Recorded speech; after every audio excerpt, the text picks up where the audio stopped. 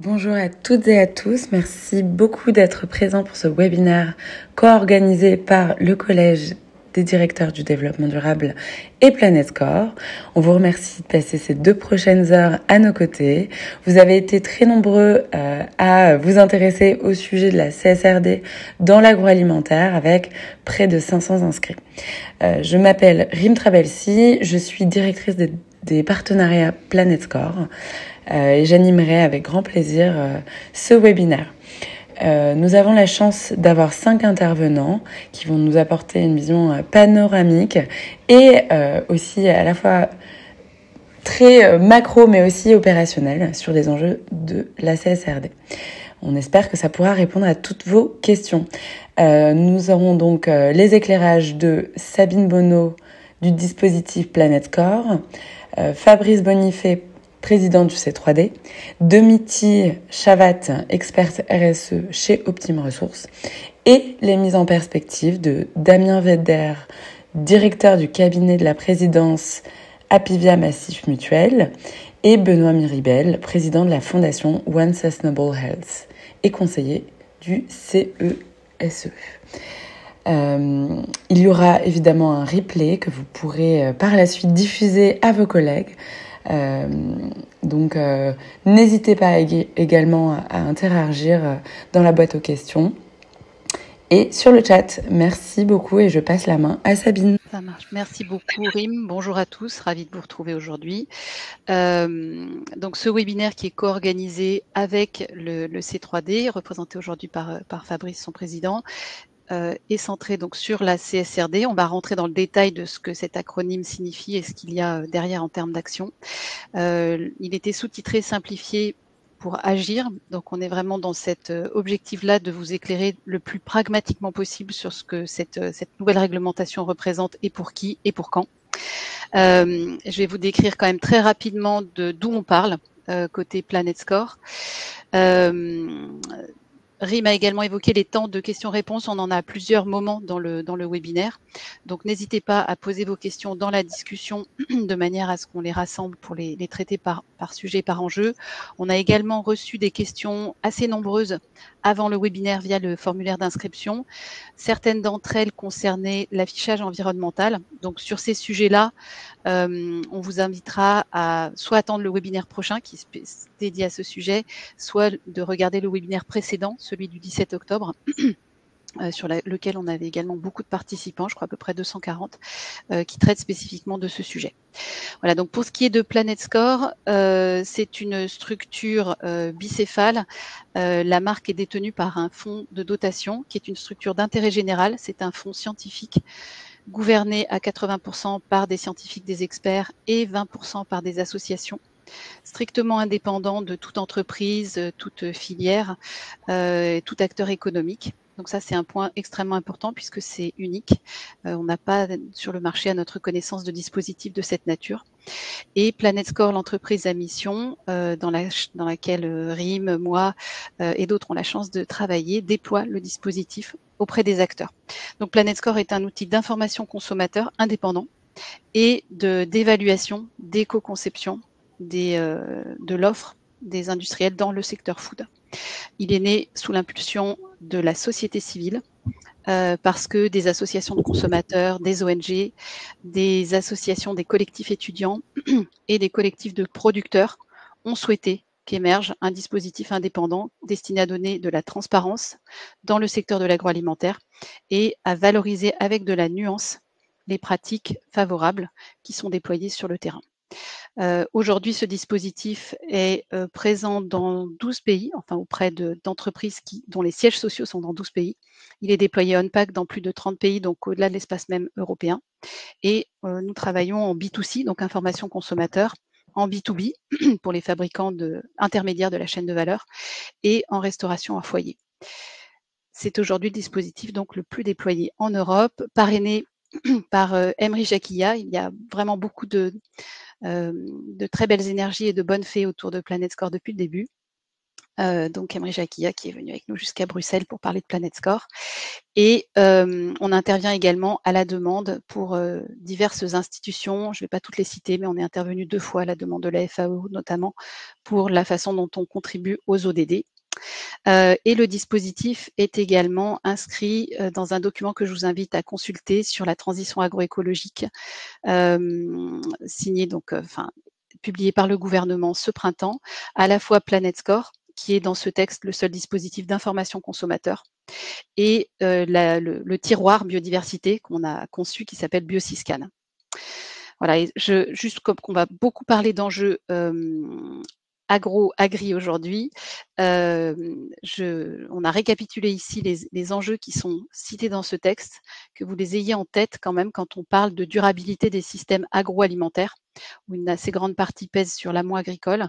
On est vraiment sur ces thématiques-là quand on réfléchit soutenabilité de l'activité du secteur au complet, et notamment réduction de l'usage des intrants de synthèse, aussi bien fertilisants que pesticides.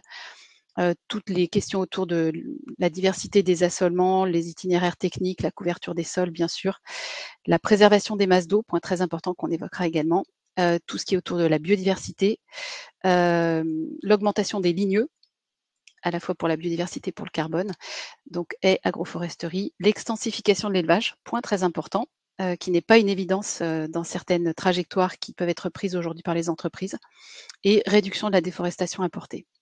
Voilà, et je le mentionne également puisqu'on en parlera aujourd'hui. Ce texte mentionne un objectif explicite d'amélioration de la rémunération des producteurs, qui pour nous, cette diapo est identique à ce qu'elle est depuis le printemps, est indispensable pour rendre la transition possible.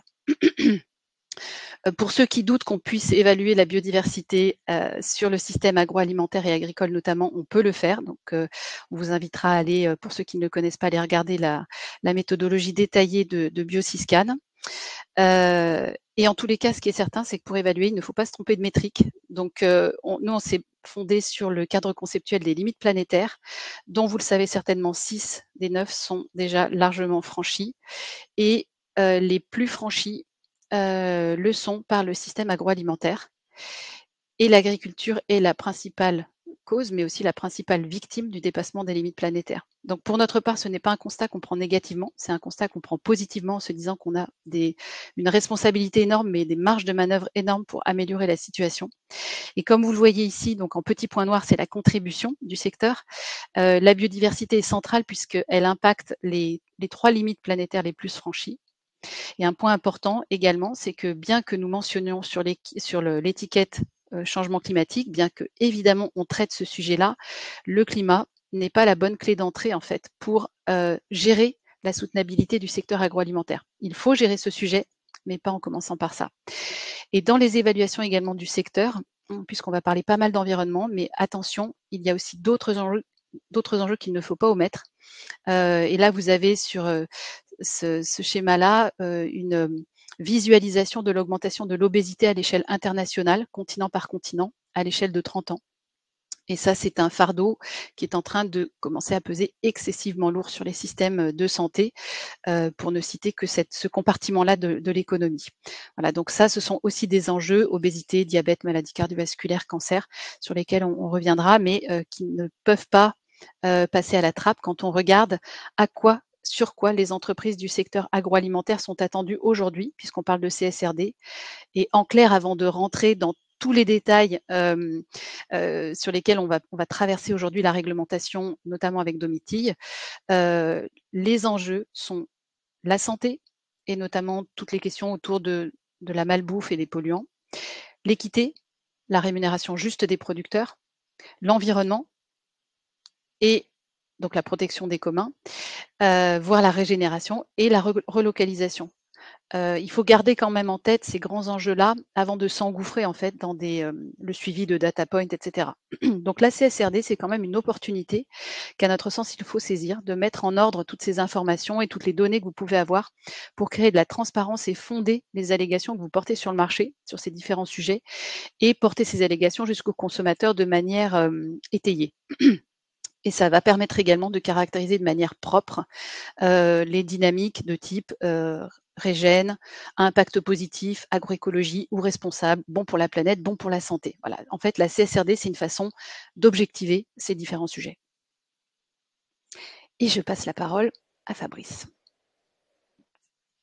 Merci Sabine. Donc, j'ai la lourde tâche de vous présenter en 10 minutes chrono les tenants aboutissants de la Corporate Sustainability Reporting Directive, qui fait partie d'un combo magique issu du Green Deal qui comporte plusieurs réglementations, donc CSRD, taxonomie, CS3D qui arrivera dans quelques mois maintenant. Et je vais revenir rapidement sur la genèse de tout ça. Donc dire, voilà, on assiste, vous le savez, depuis la découverte et la domestication des énergies fossiles à une grande accélération, parce que les machines qui travaillent à notre place ont décuplé et même rendu quasiment l'homme aussi fort que les grands systèmes géophysiques qui nous gouvernaient auparavant. Donc, grâce à ces milliards de machines alimentées par une énergie très abondante qui s'appelle les énergies fossiles, composées donc de gaz, charbon et pétrole. Et la grande accélération, c'est que depuis qu'on sait domestiquer ces énergies, eh bien, la démographie, la création de richesses économiques, l'exploitation du système Terre dans toutes ses composantes d'extractivisme, de pollution aussi induite par les activités humaines, du fait que nos systèmes de production ne sont pas, bien sûr, ne rebouclent pas, ce sont des systèmes linéaires, donc d'extraction, d'utilisation des matières premières, de fabrication de produits, d'utilisation et ensuite de génération de déchets. Donc on a une approche qui est éminemment polluante. Alors bien sûr, toute cette grande accélération a créé beaucoup de richesses matérielles, mais on atteint, comme l'a dit Sabine il y a quelques minutes là, du fait qu'on n'a pas su reboucler, on a atteint les limites planétaires, car les externalités négatives aujourd'hui sont telles qu'elles remettent en cause les conditions d'habitabilité de la planète à l'horizon de quelques années maintenant, si on ne ralentit pas ces mêmes externalités. Donc on en a dépassé 6 sur les 9, bientôt 7 avec l'acidification des océans qui arrive maintenant à une période critique. Ça devrait être dépassé soit en 2025 ou 2027. Donc c'est possible de revenir dans l'île planétaire sur certaines de ces composantes, à condition bien sûr de revoir complètement nos modèles d'affaires. Alors c'est pour ça que le Green Deal a été proposé, élaboré par les pays de l'Union, car il y a 3 raisons essentielles. L'Union européenne ne dispose pas de quantité suffisante d'énergie fossile, donc c'est plutôt une bonne nouvelle. Donc mais par contre, on est très dépendant des pays exportateurs, et tellement dépendant que l'Union européenne dépense plus de 400 milliards de dollars par an d'achat d'énergie fossile aux pays producteurs, et ça vient bien sûr gréver la balance commerciale de l'Union européenne, qui peine aujourd'hui à avoir des budgets à l'équilibre du fait de cette grande dépendance aux pays exportateurs de pétrole pour qu'on nourrisse notre propre économie. Donc, si on veut retrouver un peu de souveraineté, eh bien, il faut qu'on se débarrasse le plus vite possible de ces émissions, enfin de ces énergies fossiles. Et pour ça, il faut qu'on mette en place une économie européenne décarbonée, ce qui nous redonnera la souveraineté et qui permettra en même temps de diminuer l'empreinte carbone européenne, parce qu'on contribue comme les autres au réchauffement climatique. Il faut savoir que l'Europe, c'est à peu près 15% des émissions de gaz à effet de serre au niveau mondial, donc c'est pas rien. Donc on est loin derrière les Chinois, les États-Unis, mais on a quand même une empreinte qui n'est pas négligeable. Donc la CSRD, c'est un cadre de référence pour le reporting des entreprises. Alors pas toutes les entreprises, seulement essentiellement les petites, enfin les moyennes et les grandes entreprises. Donc ça fait 50 000 entreprises en Europe et 6 000 en France qui sont assujetties à l'application de cette directive. Et comme l'a dit Sabine, ça ne comprend pas que des obligations en matière d'environnement, mais aussi en matière sociale et en matière de gouvernance. Donc il y a 12 ESRS à prendre en compte. Et ça correspond à potentiellement 1200 data points à renseigner. Alors bien sûr, aucune entreprise n'aura tout ça à renseigner. Ça dépend bien sûr des enjeux spécifiques à chaque entreprise. Ça veut dire que chaque entreprise va devoir évaluer la matérialité de ces enjeux, mais on va le revoir tout de suite. Alors l'entreprise on peut le dire, 3 types d'enjeux, des enjeux environnementaux. Pour chaque enjeu environnementaux, sociaux et de gouvernance, pour chaque enjeu, il y a des impacts positifs et négatifs, il y a des risques des risques physiques, risques de transition qu'il faut pouvoir évaluer, mais il y a aussi des opportunités parce que pour certaines entreprises, eh bien, elles pourront transformer des risques en opportunités si, bien sûr, elles consentent à faire évoluer leur modèle d'affaires. Donc, la grande spécificité de la CSRD, c'est la double matérialité. Alors, qu'est-ce que c'est que la double matérialité? C'est parmi les risques qui concernent toutes les entreprises. Vous avez des risques qui viennent de l'extérieur. Ce sont par exemple quand le climat est en train de changer, ça va forcément modifier beaucoup de cycles, notamment le cycle de l'eau, le cycle des saisons, du climat en général.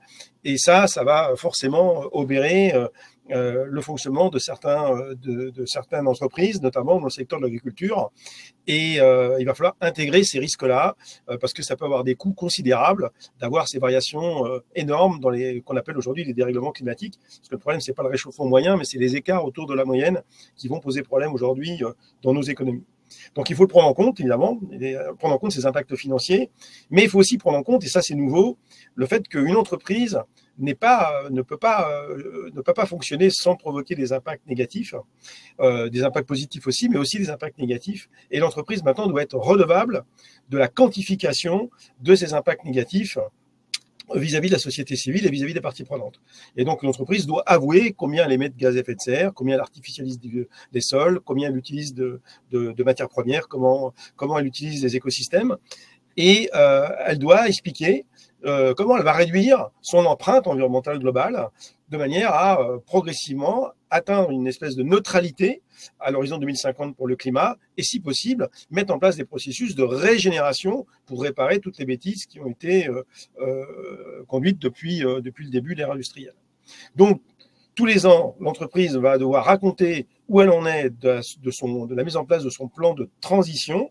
Et ça se traduira par la publication d'un rapport de durabilité qui sera soumis à vérification par des organismes tierces parties qui viendront vérifier la véracité, la complétude, la précision en fait des trajectoires que l'entreprise met en place. Parce que bien entendu, on ne pourra pas passer de la situation que l'on connaît aujourd'hui dans les entreprises à une situation meilleure en une ou deux itérations. Il faudra bien sûr pour certaines entreprises plusieurs exercices. Donc, je vous ai parlé de la double matérialité. Maintenant, je vais vous parler d'un sujet important, c'est le climat, même si Sabine a eu raison de dire qu'on ne résoudra le problème climat que en boostant les mesures et les démarches en faveur de la biodiversité, que la meilleure façon de prendre en compte le changement climatique, c'est de prendre en compte la biodiversité et notamment la restauration des sols et notamment la préservation des écosystèmes liés à la reforestation, liés à la régénération de tout ce qui peut pomper du carbone dans l'atmosphère, parce que c'est la meilleure façon de capturer du carbone, c'est de laisser faire la nature via les processus de photosynthèse. Et plus on va renaturer, plus on va s'occuper en fait de la biodiversité et de tout ce qui permet à la vie de fonctionner, et bien plus on aura des puits de carbone naturels qui seront puissants et ça permettra, en complément des mesures d'atténuation, eh bien d'atteindre si possible les objectifs. Alors malgré tout, en ce qui concerne le climat, on va devoir établir donc des plans de transition. Des plans de transition, mais c'est vrai aussi pour la biodiversité, hein, c'est le même nom. Hein. Plan de transition, c'est quoi? C'est définir une trajectoire, tout simplement. Une trajectoire avec des familles d'actions, car on sait très bien que pour arriver à l'objectif, il n'y a jamais une seule action à mettre en place. C'est des actions combinées les unes par rapport aux autres, les unes avec les autres, et c'est bien la somme de ces actions qui fera que peut-être, si bien sûr l'entreprise met les moyens, les compétences, la persévérance et la coopération avec ses parties prenantes, qu'on peut espérer qu'on atteigne l'objectif. Donc aujourd'hui, pour le climat, il y a des engagements qui sont pris par les entreprises pour, c'est d'ailleurs une obligation légale maintenant de se conformer par rapport à la trajectoire 1.5 de l'accord de Paris. C'est une obligation légale de mettre les moyens pour y arriver. Et les entreprises aussi mettent en place des trajectoires validées par la science, donc ce qu'on appelle la SBTI, où les trajectoires sont décomposées par famille d'actions pour attester que pour l'ensemble des scopes sur lesquels l'entreprise doit agir, eh bien, il y a à la fois les actions, mais aussi les financements, aussi les modifications de modèle d'affaires qui garantiront donc l'atteinte des objectifs court terme Short terme, donc c'est 2030, et ensuite long terme, net zéro, 2050. Alors, les entreprises doivent définir aussi des années, faire aussi des projections, parce qu'on doit prévoir, le futur, même si on ne peut pas savoir exactement à quoi ça va ressembler, parce qu'il y a tellement d'inconnus dans l'équation. Par contre, l'entreprise doit choisir des scénarios et pour coller sa stratégie par rapport à des scénarios probabilistes choisis par l'entreprise. Donc, en fait, ce qui va se passer entre un scénario idéal où on se conformerait à une approche 1.5 et un scénario du pire où on ne ferait rien, il est probable que on se balade entre les deux. Hélas, hein, on peut pas faire grand-chose d'autre. Mais par contre, en fonction du type de scénario que l'entreprise va choisir, les actions associées peuvent être très, très différentes. Donc, il est clair qu'on a tout intérêt à choisir les scénarios les plus ambitieux. C'est l'intérêt supérieur de l'humanité, hein, de maintenir les conditions de vie sur cette planète. Mais les conséquences financières sont pas du tout les mêmes en termes d'investissement dans la transition.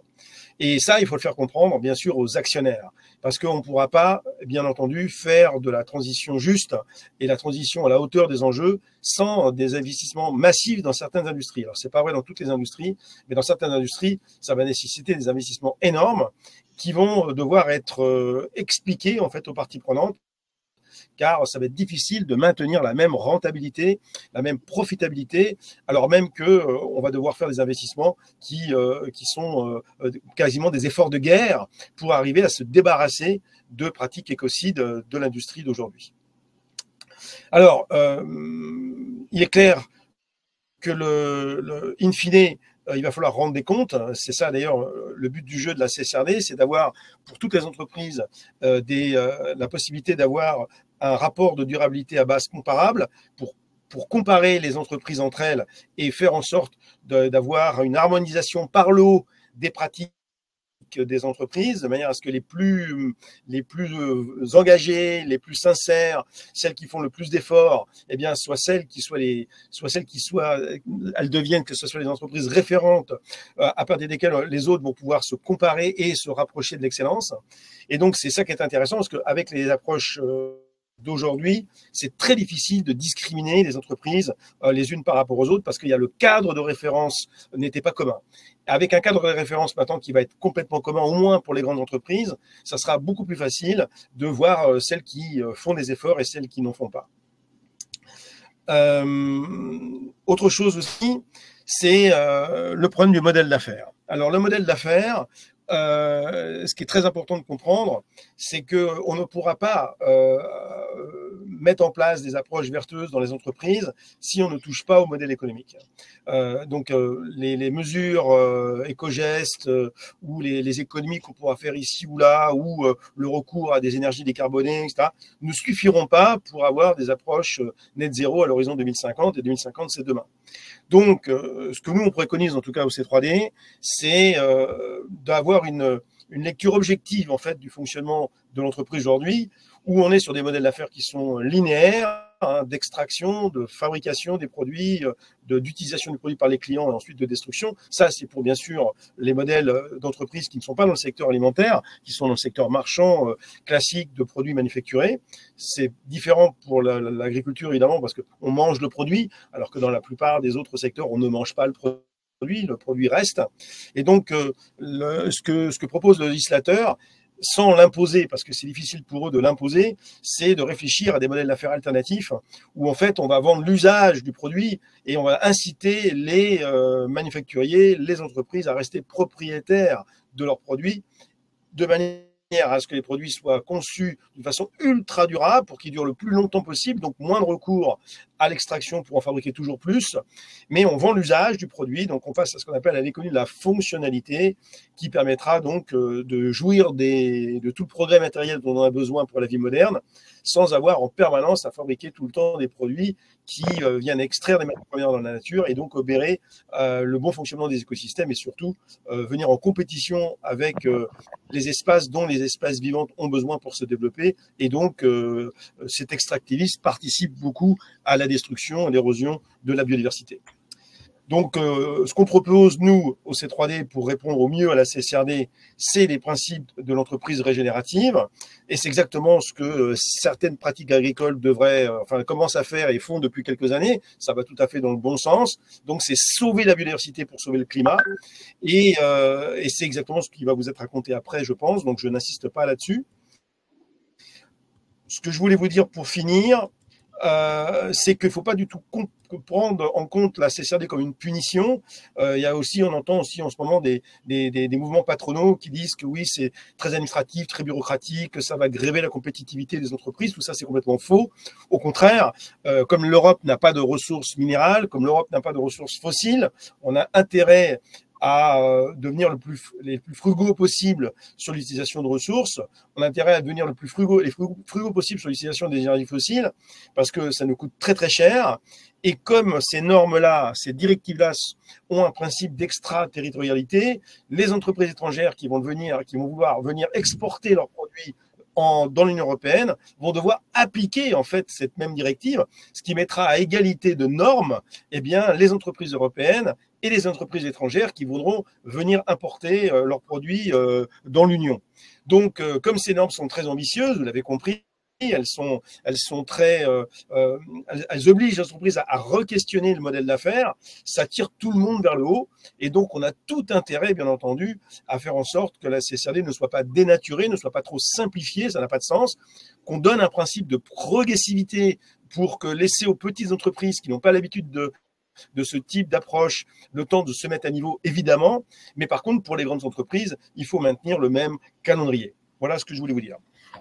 Merci beaucoup, Fabrice. Merci beaucoup. Oui. Hop. Donc, le mot de régénératif a été évoqué plusieurs fois, également le fait de passer d'une vision mécaniste linéaire à une vision rebouclée, circulaire et basée sur les systèmes vivants. Effectivement, ça concerne vraiment très très fortement le secteur agroalimentaire. Donc, le secteur food est l'un des 4 secteurs prioritaires de la CSRD, avec le bâtiment, les transports et tout ce qui est énergie et industrie manufacturière. Alors, vous voyez assez rapidement qu'on a quand même une différence essentielle entre ces différents types de secteurs. L'agriculture, c'est vraiment l'activité qui nous nourrit évidemment et qui occupe la majeure partie des territoires et qui a comme facteur de production le vivant. Donc c'est un champ complexe pour ce qui est de la CSRD qui est très éloigné des outils comptables. L'agriculture est un champ complexe très éloigné des outils comptables et qui est mal appréhendé par ces outils comptables, même de comptabilité environnementale. Donc tout ce qui est autour des systèmes vivants. Et c'est l'un des seuls secteurs également, donc ça c'est assez atypique, capable de produire des externalités positives. Parce qu'en fait, pour pouvoir régénérer, il faut être en capacité de faire ça. Et on a la chance dans notre secteur de pouvoir le faire. Donc c'est un outil qui est lié au Green Deal, qui peut être perçu effectivement comme un exercice très contraignant, je ne vais pas revenir là-dessus, un coûteux sans bénéfice, mais qui va concerner en cascade, en fait, non seulement les grandes entreprises, mais la plupart d'entre vous qui êtes également dans des entreprises de taille plus petite, on va rentrer dans les questions de taille, mais vous êtes aussi concernés en cascade. Et ça, la cascade va jusqu'aux agriculteurs aujourd'hui. Nous travaillons avec des coopératives, avec des groupements de producteurs, des organisations de l'amont. Aujourd'hui, on est déjà confronté à ce sujet-là. Donc, il n'est pas question d'attendre, même pour les petits, de subir cette pression, mais de vraiment se mettre en route sur ce sujet. C'est très en lien avec les organismes financiers et les sociétés de gestion, puisque l'objectif de ce cadre réglementaire européen est de flécher les financements privés vers les investissements soutenables. Donc en fait, on a toute une mise en branle de l'écosystème économique et financier autour de cette directive. Et les reportings sont certifiés par les commissaires aux comptes pour qui c'est un nouveau périmètre. Donc, facteur également d'un certain nombre d'inconforts parfois dans cette profession. Donc ça, c'est aussi un des sujets qu'il faut gérer dans la relation sur la CSRD. C'est un cadre néanmoins qui offre l'occasion d'une évaluation panoramique sur le temps long, avec des questions de scénario, de cap, d'ambition, de quel est le point B qu'on vise, puisqu'on fait des états des lieux qui en général montrent que le point A n'est vraiment pas satisfaisant, et puis de travailler également sur les vulnérabilités et les défis liés à la résilience. On a vraiment un très gros enjeu en termes de souveraineté et de sécurité alimentaire sur la question de résilience pour le secteur food. et le contexte quand même général de tout ça, puisque les allégations peuvent ensuite être portées sur le marché, c'est la très très grande défiance des consommateurs et des citoyens vis-à-vis de ce secteur, avec des attentes de transparence qui sont extrêmement importantes sur les enjeux clés et notamment les enjeux environnementaux et sociaux. Donc voilà, pour terminer sur ce premier focus, juste pour vous dire qu'il faut avoir en tête aussi que l'alimentation, c'est quand même un sujet intime, c'est un sujet du quotidien, c'est un sujet auquel on est forcément tous confrontés tous les jours, avec parfois des positions extrêmement clivées sur les sujets, solutions, scénarios, etc. Et c'est aussi un besoin primaire, hein, ça fait dans la pyramide de Maslow, ça fait partie des besoins physiologiques, c'est tout en bas, c'est vraiment un socle. Donc il faut être extrêmement prudent sur la façon dont on gère ce secteur et notamment quand il est confronté à des problèmes de métrique, on y reviendra tout à l'heure. Voilà, et je passe la parole à Domiti Chavat, qui est donc experte RSE pour Optime Ressources, qui va nous faire traverser le détail de ce cadre législatif. Merci Sabine. Bonjour à toutes et tous. Donc oui, la présentation rapide pour me situer et situer le cadre de mon intervention. Donc je baigne dans la RSE depuis l'époque où la RSE était du mécénat. Donc ça a un peu évolué. On voit bien ce que vous dites tous les deux. Et j'interviens quelque part avec une double casquette. C'est-à-dire que j'ai rejoint Optime Ressources, cabinet de conseil de transformation. Donc vraiment, j'interviens sur l'accompagnement de la transformation, dont la RSE est une énorme transformation et la CSRD qui arrive. Et aussi, pour préciser, mon accompagnement se fait aussi à titre bénévole de Planet Score, qui est vraiment un sujet qui me tient à cœur. Donc, on a fait l'exercice de se dire comment, en fait, vous avez vu comment la CSRD peut être un allié et aussi comment Planet Score peut être un allié dans votre exercice de CSRD, en fait. Donc, je vais un peu faire la jonction de ces deux-là. Je vais passer parfois vite, juste préciser les points qui auraient peut-être été un peu moins dits dans ce que Fabrice a introduit. Donc, vous l'avez compris sur l'enjeu de la CRD, je pense, hein, de vraiment, on est sur un monde financier et comptable, transparence, et on va trouver un nouvel équilibre de ce qu'on met derrière la gestion de l'entreprise et sa performance. Ce qui a peut-être été moins dit, c'est le côté progressif et en évolution. C'est-à-dire qu'aujourd'hui, on est rentré par les standards multisectoriels. Et dans 2-3 ans, il y aura des standards sectoriels, dont l'agriculture, qui est parmi, comme disait Sabine, les premiers secteurs, hein, qui aura ces secteurs sectoriels. Et les PME, aujourd'hui, n'ont pas encore les standards, hein, ça va arriver. Et il y a notamment aussi des standards pour les PME, ceux d'entre vous qui veulent y avancer de manière volontaire. Il y a un cadre qui est en construction. Voilà, je pense que... Ensuite, c'était pour remettre pour les uns et les autres, si vous avez besoin de voir précisément, là vous voyez la progressivité selon la taille des entreprises concernées, avec un zoom particulier justement sur la jonction des PME. Les PME non cotées, elles ne sont donc pas concernées, et il y a des seuils qui ont été définis que vous voyez à l'écran, là, 250 employés, et ensuite c'est 2 des 3 critères, 25 millions de bilan, 5 millions de chiffre d'affaires. Et par contre, vous allez avoir aussi... la chance d'avoir les guides avec beaucoup d'explications, mais beaucoup moins que ce qui est aujourd'hui pour les grandes entreprises, pour pouvoir répondre, hein, parce que il y a en effet un effet ruissellement via toute la chaîne de valeur, avec ce qui a été créé de manière volontaire, hein, de toutes les façons, mais qui vous permet de parler le même langage.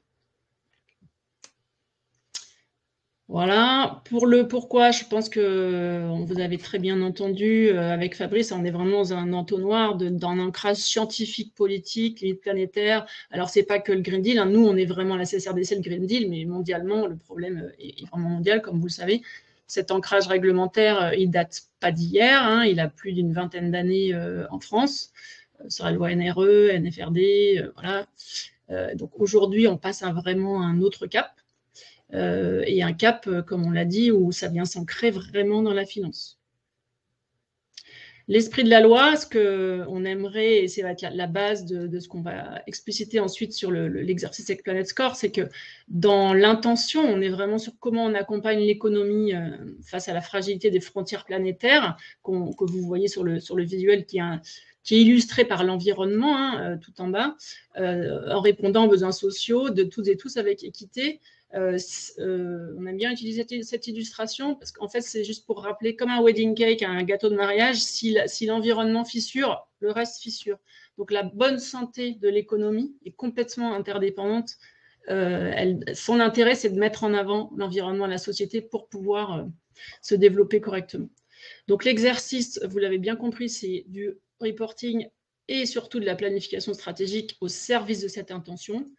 Donc c'est expliquer pourquoi je prends ces enjeux-là, pourquoi mon entreprise se positionne là, où est-ce qu'elle veut aller, avec le point d'attention que Sabine va vraiment bien détailler sur quoi je me base, en fait, quelles sont les trajectoires scientifiquement éprouvées pour ne pas faire de faute qui va vous faire revenir en arrière, en fait, pour ne pas se tromper, et vraiment être dans cette mise en cohérence entre où nos intérêts communs portés par l'évolution de l'environnement, de la société, doivent orienter l'entreprise tout en l'articulant avec sa stratégie et son modèle d'affaires. Donc tout l'enjeu dont parlait Fabrice juste avant, d'aller vraiment travailler cet alignement.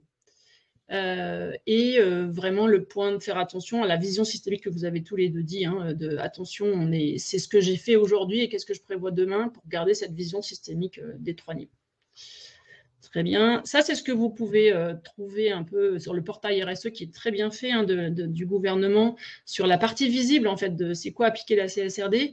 Alors, nous, on a voulu juste pointer sur le premier, sur l'analyse de matérialité, ce qui est aussi très bien dit dans le guide ANC, des autorités des normes comptables, c'est que l'analyse de matérialité, c'est d'une part, bien sûr, identifier ces enjeux matériels, sociaux, environnementaux, avec l'analyse impact, risque, opportunité, mais c'est aussi aller identifier ces informations matérielles. Et derrière information, c'est, on va vraiment faire le focus avec Sabine après, elle va vous expliquer, mais c'est quoi mes actions pertinentes en fait, et les actions pertinentes en fonction de la trajectoire, donc de mes cibles, et avec le gros point de vigilance des métriques qui peuvent nous emmener sur des trajectoires pas souhaitables.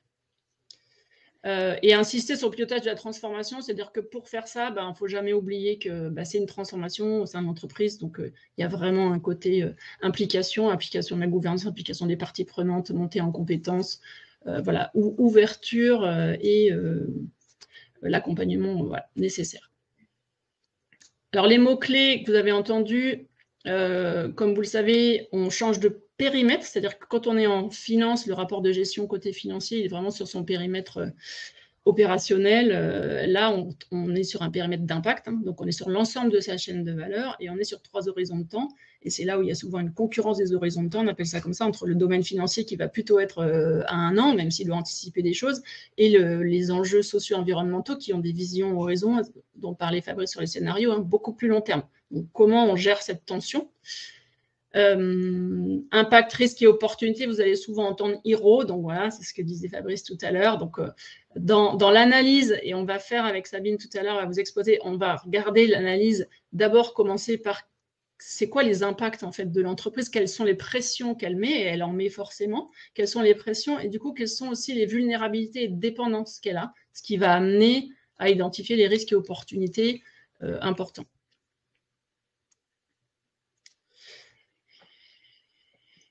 Là, petit point donc, de vigilance,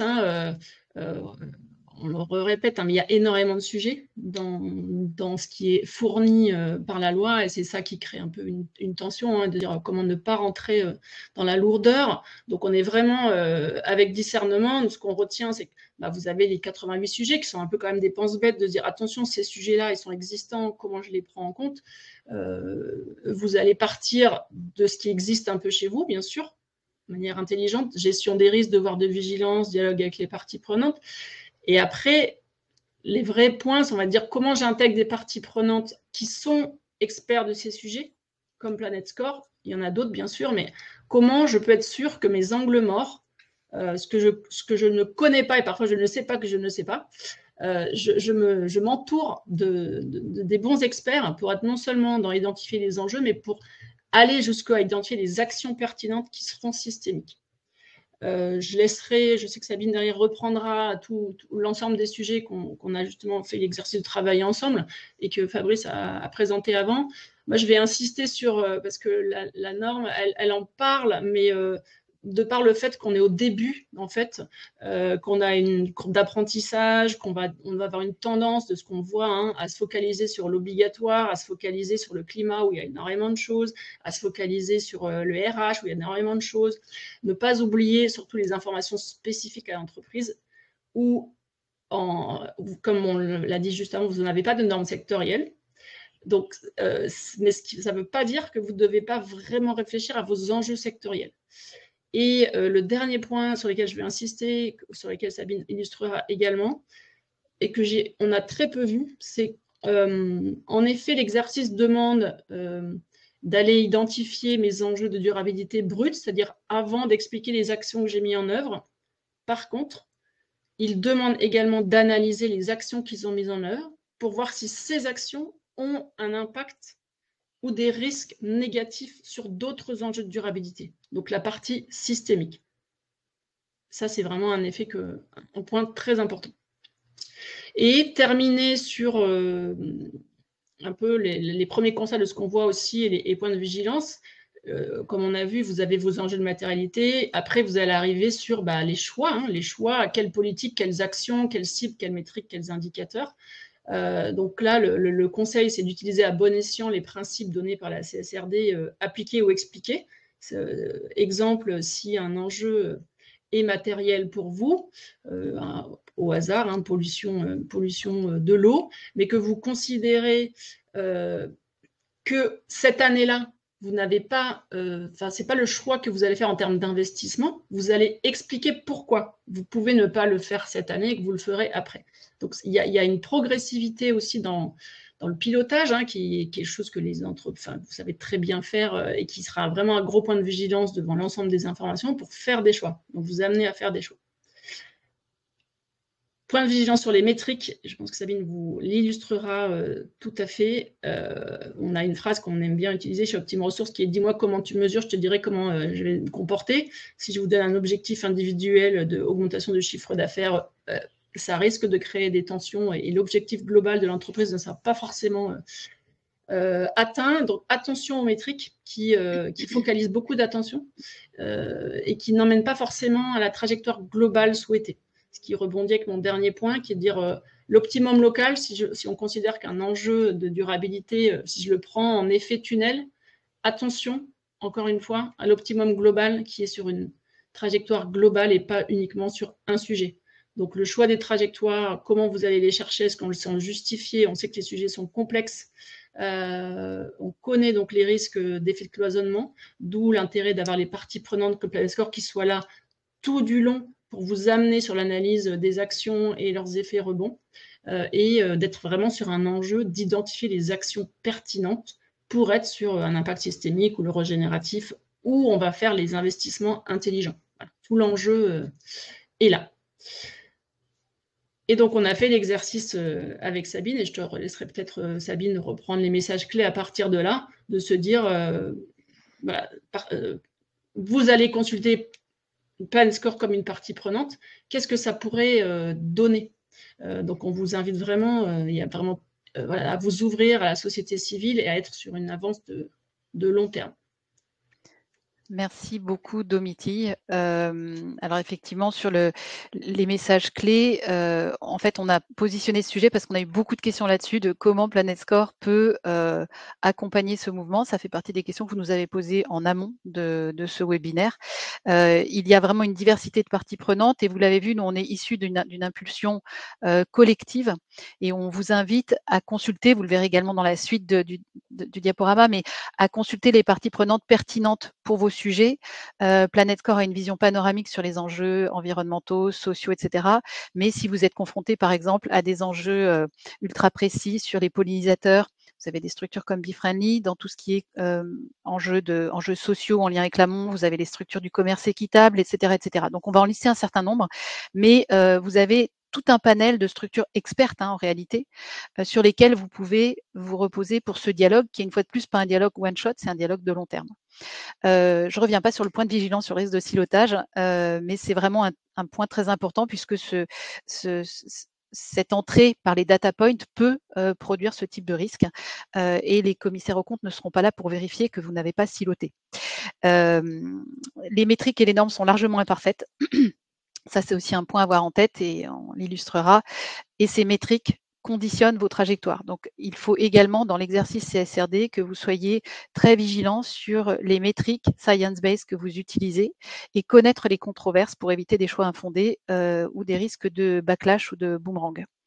Le bon sens, quand vous êtes confronté à des choses dont vous ne comprenez pas les résultats, le bon sens doit rester un guide, c'est-à-dire s'il y a quelque chose qui n'a pas l'air juste, en général, ça n'est pas juste. Et garder de la nuance. C'est vraiment un exercice dans lequel on a besoin de temporalité, on a besoin de transitions qui sont en général des chemins divers, qui ne sont pas binaires. Et ça, il faut également l'avoir en tête. Personne n'aura de solution toute faite ou unique sur ce sujet. Donc, ce n'est pas d'abord un exercice de compliance ou un exercice de conformité-complétude. Cette CSRD, c'est un outil d'accompagnement long terme pour calibrer, donc faire un état des lieux et piloter ensuite les trajectoires de transformation des modèles d'affaires. C'est un outil au service du sens. Et si c'est pris comme ça, c'est réellement un outil transformatif et systémique. Ne vous perdez pas dans la jungle des indicateurs. Donc, les parties prenantes sont aussi là pour vous aider là-dessus. Prioriser, choisir, mais aussi écarter. Ça veut dire qu'il y a des sujets que vous allez juste ne pas traiter. Vous direz juste ça, je ne traite pas parce que. N'oubliez aucun enjeu matériel critique et raccordez-vous à la mission et à la stratégie globale de l'entreprise. On a beaucoup parlé de soutenabilité, c'est un terme qui est éminemment préférable. D'ailleurs, il est beaucoup plus proche du terme anglais de cette directive, Corporate Sustainability Reporting Directive. Durabilité étant un terme qui peut là aussi avoir des effets collatéraux, puisqu'on peut avoir des actions qui ne sont pas forcément soutenables en étant dans de la durabilité. Il faut produire des données, mais également des narratifs. Ça a été expliqué par Domiti, mais ce côté narratif est également très important d'avoir un récit, d'expliquer où vous allez, comment vous le faites et pourquoi vous le faites comme ça. Et donc, comment est-ce qu'on peut simplifier cette approche pour viser juste alors, je ne vais pas revenir dans le détail de ce que Domiti a expliqué, mais pour chacun des sujets, vous aurez une analyse de matérialité avec les impacts actuels ou potentiels, l'ampleur des impacts, négatifs mais également positifs, des exemples de sources d'impact majeures par ordre d'importance qu'on va lister pour vous juste après pour illustrer à quoi ça peut ressembler. De manière très concrète et il va vous falloir également expliquer en quoi c'est particulièrement impactant. Donc ça, c'est le sujet des seuils qu'on ne traitera pas aujourd'hui. Vous le verrez, il y a déjà beaucoup de matière avant. Mais vous serez amené à expliquer pourquoi vous choisissez ou pas, en fonction de ces seuils, de traiter les enjeux. Et vous serez amené également à expliquer comment vous agissez, vos objectifs et les actions que vous mettez derrière, avec quels résultats attendus et des temporalités là-dessus. Les cibles et les liens doivent être les cibles doivent être en lien avec les politiques publiques, évidemment, environnementales et sociales. Les indicateurs doivent être pertinents et attention aux effets collatéraux qui doivent même être, parce qu'ils sont listés à la fin habituellement, qui doivent être, à notre avis, priorisés à cet endroit-là. C'est-à-dire si vous constatez, avant de rentrer dans les cibles et les indicateurs, que vous avez des effets collatéraux, il vaut mieux arrêter tout de suite et réfléchir. Voilà, donc pour nous, ils sont là. Voilà les grandes familles d'enjeux écrites un peu plus grand que ce qu'on a vu tout à l'heure. Ça, c'est donc la liste d'entrée des 88 sujets. Et pour chacun de ces enjeux, vous avez des sous-enjeux. Le premier, donc, qui est listé dans la CSRD, c'est changement climatique. Alors, j'insiste sur changement climatique, ça ne dit pas carbone, ça dit changement climatique. Et le carbone n'est pas du tout le premier sujet de l'agroalimentaire. C'est protoxyde d'azote et méthane. Ensuite, vous avez en vert tout ce qui concerne la biodiversité, globalement, les pollutions, ressources aquatiques marines et biodiversité écosystème. Ensuite, un bloc sur tout ce qui concerne l'économie circulaire, donc davantage l'économie des ressources et la question des déchets. Tout ce qui concerne la gestion RH, donc les effectifs de l'entreprise. Donc ça, c'est un périmètre ultra important, mais par souci de simplification aujourd'hui et parce que ça n'est pas notre cœur de métier, là vous avez d'autres parties prenantes sur ce sujet, ce ne sera pas traité. Les travailleurs de la chaîne de valeur, ça c'est par contre un sujet qui est absolument clé dans le secteur agroalimentaire, on va y revenir. Les communautés affectées, donc aussi bien sur les territoires nationaux qu'au-delà, bien sûr. Et puis, ne pas perdre de vue les consommateurs et utilisateurs finaux de vos produits. Donc là, il y a également tout un bloc et la façon dont vous conduisez vos affaires sur lesquelles vous aurez également à reporter. Vous pouvez optionnellement ajouter d'autres sujets si la CSRD ne couvre pas tout avec les grands blocs qu'on va décliner là. Je fais quand même un point spécifique sur ce sujet des travailleurs de la chaîne de valeur. Aujourd'hui, on a vraiment un enjeu central dans le secteur de l'agroalimentaire. C'est que les reportings que vous allez faire, que ce soit sur le climat, que ce soit sur la biodiversité, font peser, et c'est factuel, c'est une réalité, la majorité des impacts sur l'amont agricole. Donc c'est l'amont agricole, et en clair, ce sont les producteurs qui doivent rendre des comptes aux entreprises coopératives, aux entreprises de transformation en cascade jusqu'à la distribution. Donc les stratégies d'impact positif et la CSRD vont faire peser et font déjà peser ces contraintes supplémentaires sur les producteurs, donc ces contraintes de transformation. Or, ce qui se passe aujourd'hui, c'est qu'on demande cette transformation. Alors quand je dis on, c'est pas nous, hein, c'est l'écosystème économique aujourd'hui demande cette transformation donc majoritairement aux producteurs, en cascade, donc même pas de manière directe, et sans contrepartie ni valorisation économique.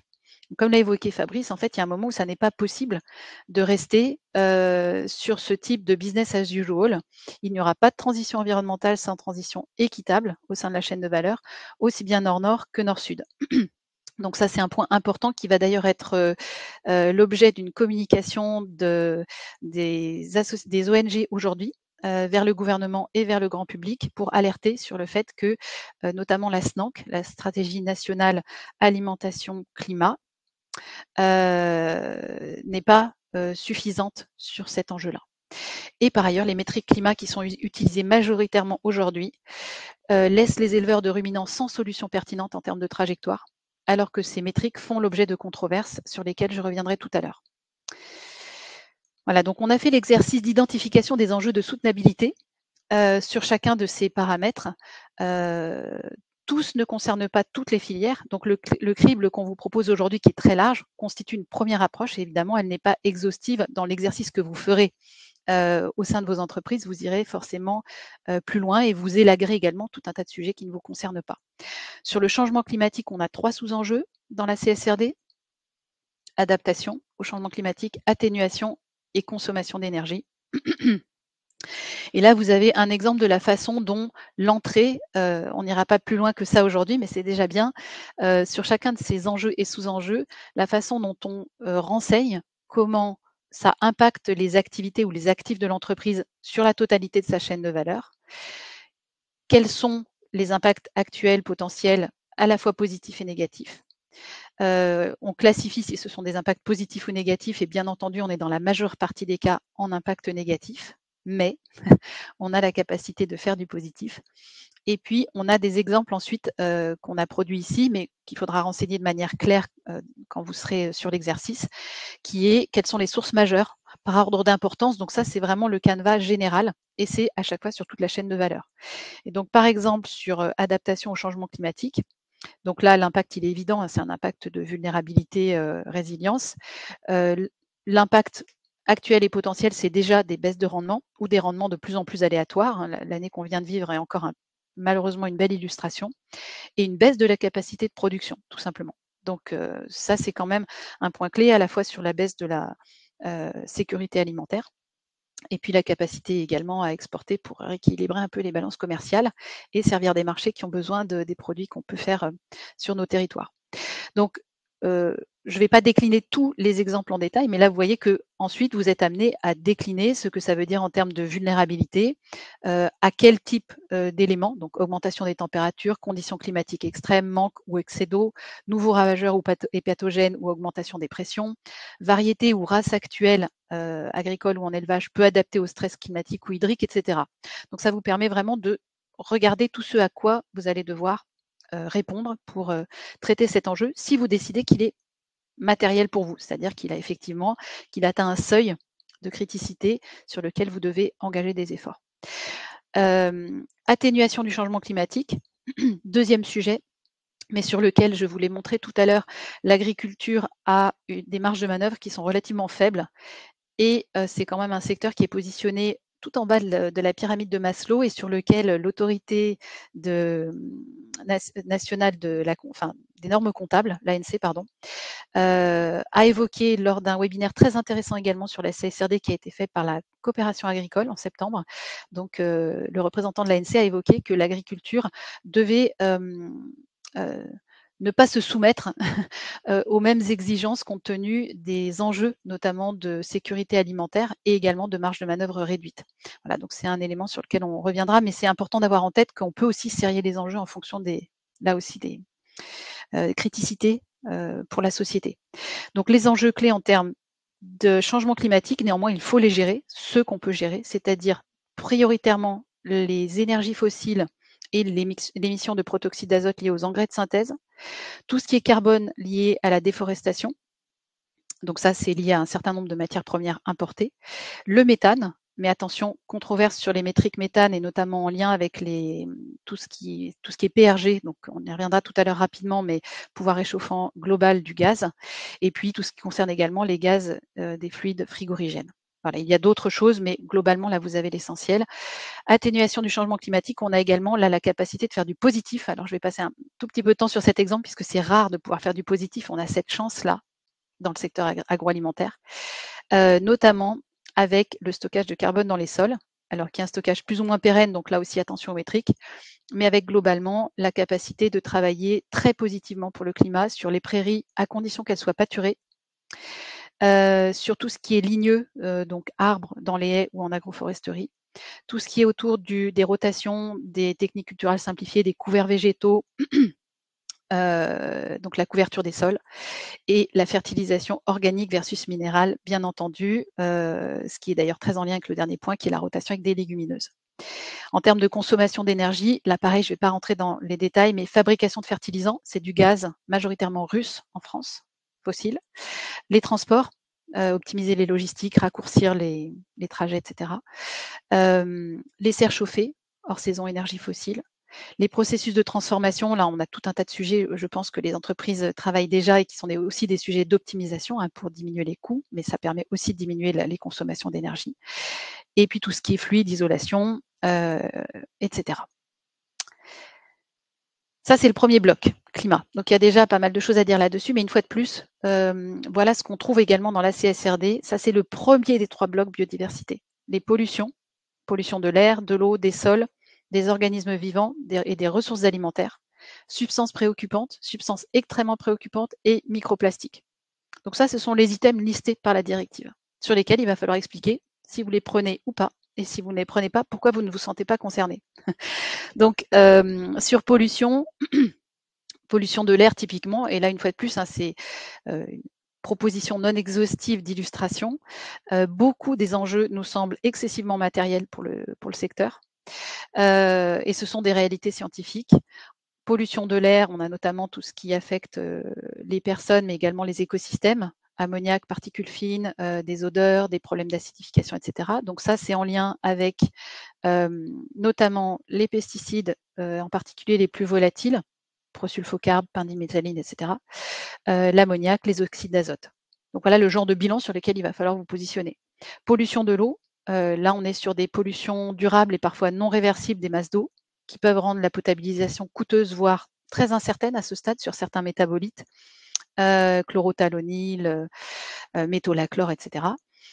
Donc là, on a vraiment un enjeu à la fois de résilience, mais aussi de sécurité alimentaire, parce que quand même notre premier aliment, c'est l'eau. Donc ça, c'est vraiment un commun sur lequel il faut qu'on soit particulièrement vigilant. Donc là, vous avez à la fois donc l'enjeu pesticide, mais également l'enjeu eutrophisation avec les nitrates, les enjeux liés au cadmium, qui est un métal lourd qui est lié à une partie des appros de phosphate qui rentrent dans les engrais. Les produits vétérinaires, antibiotiques, antiparasitaires notamment, font aussi partie des polluants des masses d'eau. Et puis des polluants émergents, on ne va pas rentrer dans les détails aujourd'hui, mais sur l'aval de la chaîne de valeur, donc tout ce qui concerne la partie transformation. Pollution des sols, ça également, point de résilience extrêmement important, avec tout ce qui est atteinte à la capacité des sols à assurer la santé et la fertilité des cultures. Là aussi, on a énormément de sciences maintenant instrumentées sur ces sujets. Dégradation, quand on est vraiment sur la question des sols, c'est une dégradation de la base des réseaux trophiques. Donc là, on a vraiment également un très gros enjeu qui nous semble matériel pour à peu près tout le monde, avec les enjeux pesticides, cadmium et eutrophisation. travail du sol n'est pas mentionné ici, il devrait l'être. Donc, on le rajoutera pour la diapo qui sera dans le PowerPoint distribué. Pollution des organismes vivants et des ressources alimentaires. Donc là, idem, on est sur un sujet clé puisque, alors, organismes vivants, on pourrait se dire c'est la nature, c'est à l'extérieur, c'est ce qui nous environne, entre guillemets. C'est vrai que le terme environnement pose question. Hein. Quand on dit environnement, c'est qu'on ne se sent pas concerné. Mais au-delà des déséquilibres des réseaux trophiques, on a une perturbation des régulations naturelles qui font qu'on perd de la résilience et de la capacité à gérer notamment les ravageurs à l'échelle des systèmes de production, des effets parfois non réversibles et non prévisibles dus à l'effondrement de la biodiversité ordinaire en milieu agricole. Donc là, on peut parler de tout ce qui est pollinisation notamment. Ça s'est déjà produit dans d'autres territoires que chez nous, mais ça existe. Et ces effets sont en général en cascade et non linéaires. Donc très difficile de faire des scénarios là-dessus. Donc grande vigilance et probablement très matériel. Donc là aussi, on est sur des enjeux pesticides, cadmium, antibiotiques, antiparasitaires, anti-inflammatoires en élevage. Pour ceux qui connaissent l'histoire du diclofénac en Inde, on a vraiment des sujets qui sont très forts là-dessus. Pollution génétique, certains additifs et plastiques. Substances préoccupantes, extrêmement préoccupantes, je ne vais pas rentrer dans les détails, mais là, vous avez en plus tout ce qui concerne les migrants d'emballage, les additifs dans tout ce qui est transformation agroalimentaire, les perturbateurs endocriniens, à l'aval. Hein. On a pas mal de perturbateurs endocriniens dans les sujets que je viens d'évoquer. Et puis sur les microplastiques également. Donc là, c'est tout ce qui concerne les emballages avec la pollution des réseaux trophiques à la fois terrestres et marins, avec le problème au-delà d'ailleurs de la fin de vie des emballages, des vernis alimentaires, etc.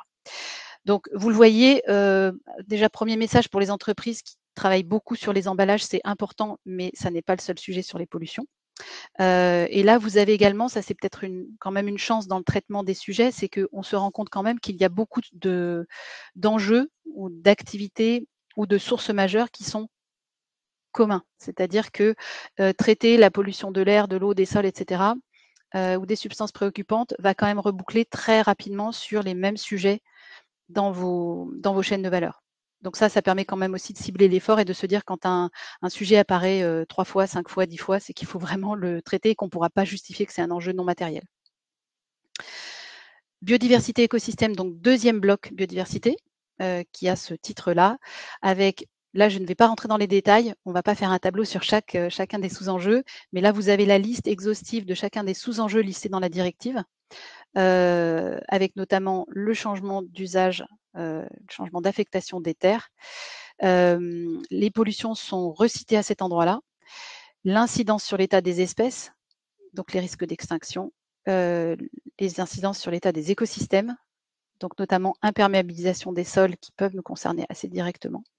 Et sur ces enjeux clés, pour nous, on a essentiellement la déforestation. Donc sans entrer dans le tableau complet, on vous a quand même listé quelques enjeux qui nous semblent non contournables, notamment liés à certains appros comme le soja pour l'élevage, soja brésilien ou argentin, cacao, café, palme, canne, coco. Alors pas systématiquement, c'est certains des appros quand on n'a pas de filière certifiée sur ces sujets de déforestation. Les pollutions, les surexploitations, dont la dégradation des terres et le changement d'usage des sols, par exemple la conversion de prairies permanentes en culture arable, et des dépendances fortes avec des incidences positives également que vous pouvez renseigner sur les services écosystémiques. Là, c'est l'endroit où l'agroalimentaire peut montrer qu'elle sait faire du régénératif. Les cadres réglementaires, malgré quelques atermoiements, vont finir par arriver, notamment tout ce qui concerne la déforestation importée. Et puis, vous avez là des parties prenantes expertes du côté des ONG, des scientifiques que vous pouvez consulter sur ces enjeux. Donc, je ne vais pas répéter ce que j'ai dit tout à l'heure, mais vous avez vraiment une diversité de partenaires possibles sur ce dialogue, et notamment sur la pression sur l'usage des sols, avec l'enjeu feed en élevage. Juste pour donner quand même la matérialité de la chose, 2/3 des surfaces de culture arable en Europe sont consacrées à la culture de grains pour les élevages. Donc là, on a aussi une vraie réflexion à avoir sur la soutenabilité de cet usage des sols aujourd'hui. Troisième et dernier bloc biodiversité, les ressources aquatiques et marines. Là, vous avez également, je ne vais pas rentrer dans les détails, mais les enjeux clés de surpêche et d'épuisement des stocks, de destruction des fonds marins, d'espèces non cibles, avec des parties prenantes expertes. Là aussi, à la fois ONG et scientifiques que vous pouvez consulter sur ces enjeux. Bloom en fait partie, par exemple. Donc voilà, aller sur les partenaires les plus exigeants pour être sûr de ne pas passer à côté des sujets. Idem sur la déforestation, vous avez des structures comme Earthworm, Mighty Earth, Envol, Nitidae, etc. Voilà. On ne peut pas citer tout le monde, donc je ne veux faire fâcher personne, mais vous avez vraiment beaucoup de partenaires potentiels sur ces sujets. Économie circulaire, les enjeux clés, ce sont essentiellement les enjeux de circularité de la fertilisation et la question de gestion des déchets des emballages. Travailleurs de la chaîne de valeur, là vous avez donc, on revient sur la question et notamment de l'enjeu amont agricole. Et parmi les critères qui sont listés dans la directive, vous avez notamment ceux-là, sur lesquels on a vraiment des enjeux à saisir du côté des entreprises. Les travailleurs de la chaîne de valeur, on a carrément 2 pages là-dessus, donc celle que je viens de montrer et celle-ci, dont un point sur le travail des enfants. Là, c'est pareil, on ne peut pas faire le détail de tout, mais vous le savez très probablement, on a quand même dans certaines filières cacao ce type d'enjeu à gérer. Et ça, c'est effectivement lié, tout est assez rebouclé au problème de la rémunération des producteurs. Les enfants n'étant pas payés, ça règle une partie du problème. Donc là, vous avez aussi toutes les structures du commerce équitable qui peuvent vous accompagner sur ces enjeux-là. Sur les communautés affectées, là c'est pareil, vous avez la liste ici, vous voyez qu'il y a tout un tas d'enjeux. Alors vous êtes concerné ou pas, mais en tous les cas, il faut quand même passer à travers la liste pour vérifier si vous avez des choses à dire sur ces sujets-là. Conduite des affaires, alors là c'est pareil, c'est plus des enjeux de la façon dont vous menez vos activités, la gestion des relations avec vos fournisseurs. Donc là, y compris les pratiques en termes de matières premières et en termes de paiement. Donc là aussi, il y aurait probablement pas mal de choses à dire sur les relations avec l'amont agricole, beaucoup de choses à améliorer. Et puis, vous avez ici un sujet qui est assez bizarrement positionné dans ce bloc-là par la CSRD, qui est le bien-être animal. Donc, on ne sait pas trop ce qu'il fait là exactement, mais en tous les cas, ça veut dire qu'il est bien quelque part. On était un peu inquiet au début de ne pas le voir dans les blocs où on pouvait l'attendre. Donc, en tous les cas, il est là. C'est un sujet essentiel dont vous le savez, on est fortement saisi avec nos partenaires dans Planet Score. Et donc là, vous avez également des partenaires parties prenantes expertes que la plupart d'entre vous connaissent, le CIWF, Eurogroup for Animals, etc. Voilà. Pour les consommateurs, puisqu'on fait tout ça quand même, pourquoi? Parce qu'on a des gens à nourrir, dont d'ailleurs tous les gens qui sont autour de cette visio font aussi partie. Donc nous sommes des consommateurs et des utilisateurs finaux, avec là aussi un certain nombre d'enjeux sur lesquels les entreprises doivent répondre. Là, pour aller très vite et sans lister tous les enjeux, vous avez les enjeux de liberté d'expression et d'accès à l'information. Et c'est écrit de qualité dans la directive. Donc là, on est sur les sujets de transparence et de pluralité, avec là aussi des parties prenantes expertes, par exemple l'UFC Que Choisir ou le Bureau européen des unions de consommateurs dont l'UFC fait partie. Et l'information libre et indépendante doit être favorisée par les entreprises. C'est un sujet là aussi de level playing ground. D'ailleurs, l'UFC Que Choisir affiche Planet Score sur 135 000 produits sur son application mobile. Je profite de cette occasion pour dire que l'UFC affiche bien entendu aussi les enjeux de notation santé sur la partie nutrition santé, avec Nutri-Score, mais également une évaluation sur les additifs alimentaires, donc qui permet d'aller sur des notes santé qui peuvent être très rouges, même sur des produits qui ont des Nutri-Score plutôt pas trop mal. Donc là, des informations qui sont vraiment très complètes. Et je vous informe également, donc ça, ce sera communiqué cette fin de semaine de manière donc officielle demain par MyLabel, le lancement de Planet Score, des étiquetages sur un peu plus de 200 000 produits pour démarrer et 700 000 l'an prochain sur l'application mobile, avec là aussi une information multidimensionnelle qui permettra d'avoir du détail sur les sous-enjeux. Les entreprises peuvent accompagner ce mouvement de communication responsable. Là, vous avez l'exemple de Média Performance qui nous offre de la diffusion en GMS, en écran DOH, depuis l'an passé, dans le cadre de son 1% RSE. Donc ça fait partie des sujets sur lesquels Média Performance pourra reporter positivement. Des entreprises comme Dossi qui affichent publiquement le fait qu'ils ont besoin de cette transparence, de cet alignement de lecture sur la transition, mais également qui parlent de la transition sociale. Donc là, on est vraiment sur des acteurs coopératifs qui ont ça comme ADN, qui sont capables de prendre la parole positivement sur les dispositifs indépendants, Alors, Dossi n'est pas le seul, mais le fait particulièrement bien depuis longtemps. Des collectifs de producteurs qui savent aussi dire qu'ils font des démarches aujourd'hui comme ZRP, comme HVE, mais que passer à travers le TAMI Planet Score permet de montrer ce qu'on fait réellement et de le porter en information consommateur en toute transparence, en étiquetage. Donc là, on a vraiment, nous, on voit à l'amont des mouvements extrêmement positifs sur la transparence et les trajectoires de progrès. Des brasseurs, restaurateurs comme Ninkasi qui également ont des trajectoires, ont fait de l'éco-conception depuis 2 ans et peuvent maintenant en parler positivement en étiquetage, mais ça va également passer dans les rapports CSRD sur à la fois les enjeux de transparence, les enjeux environnementaux et les enjeux sociaux. Picard est également très fort sur la transparence complète, puisque la totalité de ses produits sont maintenant visibles avec une étiquette Planet Score. Et vous le voyez avec des choses qui sont quand même extrêmement claires.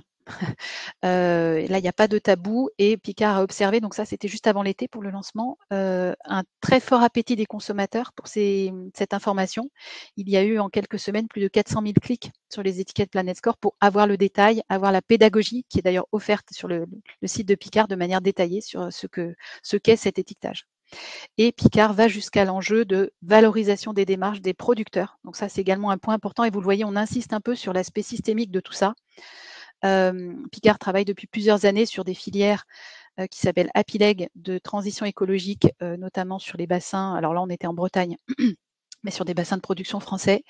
Et entre de la pro qui n'était pas spécialement caractérisée et ce qui a été fait avec Apileg, on a clairement des améliorations qui vont donner lieu à des réflexions maintenant sur la valorisation de ces efforts par les producteurs. Et d'ailleurs, Picard a été reconnu par l'écosystème RSE, là ça c'était au mois d'octobre, c'est tout récent, pour la pertinence environnementale et sociale de ce qu'il fait avec Planet Score. C'était vraiment la colonne vertébrale de la candidature. Et c'est la seule entreprise de l'agroalimentaire qui a été primée cette année. Il y avait la SNCF et une autre sur les 3 lauréats. Voilà, et vous avez des acteurs de l'AMO agricole, nombreux, qui sont vraiment en attente de trajectoires cohérentes et pertinentes. Donc les acteurs de l'agroalimentaire, que la plupart d'entre vous sont aujourd'hui dans ce webinaire. Donc des gens de la partie transformation et retail, distribution, doivent apporter des réponses aujourd'hui à des structures. Là, c'est un exemple avec Fermier de Loué, qui communique en toute transparence, qui a là aussi beaucoup de choses à faire valoir dans vos reportings. Dernier point sur consommateurs et utilisateurs finaux, vous ne pourrez pas non plus passer à côté des sujets santé. Alors, on a santé, sécurité et protection des enfants. C'est un enjeu matériel qui est clairement matériel dans tous les cas. Et là aussi, vous avez des parties prenantes consultables. On en fait partie, mais vous avez également les associations de consommateurs. Par exemple, le réseau environnement santé, toutes les ONG qui sont sur ces sujets. Et puis, pratique de commercialisation responsable, là aussi pas mal de choses à dire. Donc, je ne vais pas revenir sur les enjeux santé, mais en clair, on a quand même une crise mondiale de maladies non transmissibles liées à l'organisation des systèmes agroalimentaires aujourd'hui. Ça, c'est le sujet obésité. On est quand même sur certains continents et certains pays à plus de 90% d'obésité. Mais vous voyez que dans la plupart, là, c'est entre 0 et 100. Dans la plupart, on est au-delà de 25. C'est quand même absolument énorme et on a 1 milliard de personnes qui sont obèses aujourd'hui. C'est un phénomène récent et ça concerne également à ce stade les enfants, de la même façon que le diabète et les cancers digestifs qui concernent à ce stade également les enfants et les adolescents. Donc on a quand même un vrai sujet et celui-là, il faut le regarder en face également. Voilà, prévalence du diabète et augmentation, je ne vais pas rentrer dans les détails. Des rapports de la Haute Autorité de Santé britannique également qui, là, juste avant l'été, faisait le constat que pour la première fois, on se retrouvait aujourd'hui avec une génération d'enfants qui est plus petit, des enfants plus petits, plus gros et en plus mauvaise santé que leurs aînés, avec pas mal de diabète de type 2 qui émerge. Et l'OMS Europe, qui a également publié un rapport à peu près au même moment, fin juin, pour dire attention, aujourd'hui, on a 4 secteurs qui sont ciblés par l'OMS comme étant responsables de la majorité des morts non naturelles en Europe. Et le secteur food est ciblé pour l'ultra-transformation, ultra-processed foods. L'OMS dit également dans son rapport qu'il faut gérer les environnements qui favorisent l'hyperconsommation, restreindre le marketing et demander aux entreprises d'arrêter d'interférer dans les cadrages réglementaires, dans la constitution des réglementations. Voilà, et je ne vais pas revenir sur ça, mais vous le savez, ces diapos-là, on les présente depuis 3 ans. Elle est inchangée par rapport à ce qu'on fait depuis 3 ans. vous avez vraiment dans l'agroalimentaire un enjeu à gérer sur la juste rémunération des producteurs et la juste valorisation des efforts que vous leur demandez déjà et que vous allez leur demander encore plus. Les agriculteurs sont partants pour la transition. Ça, c'est un très bon sondage BVA qui montre qu'à peu près 2 tiers d'entre eux estiment que c'est une nécessité, cette transition.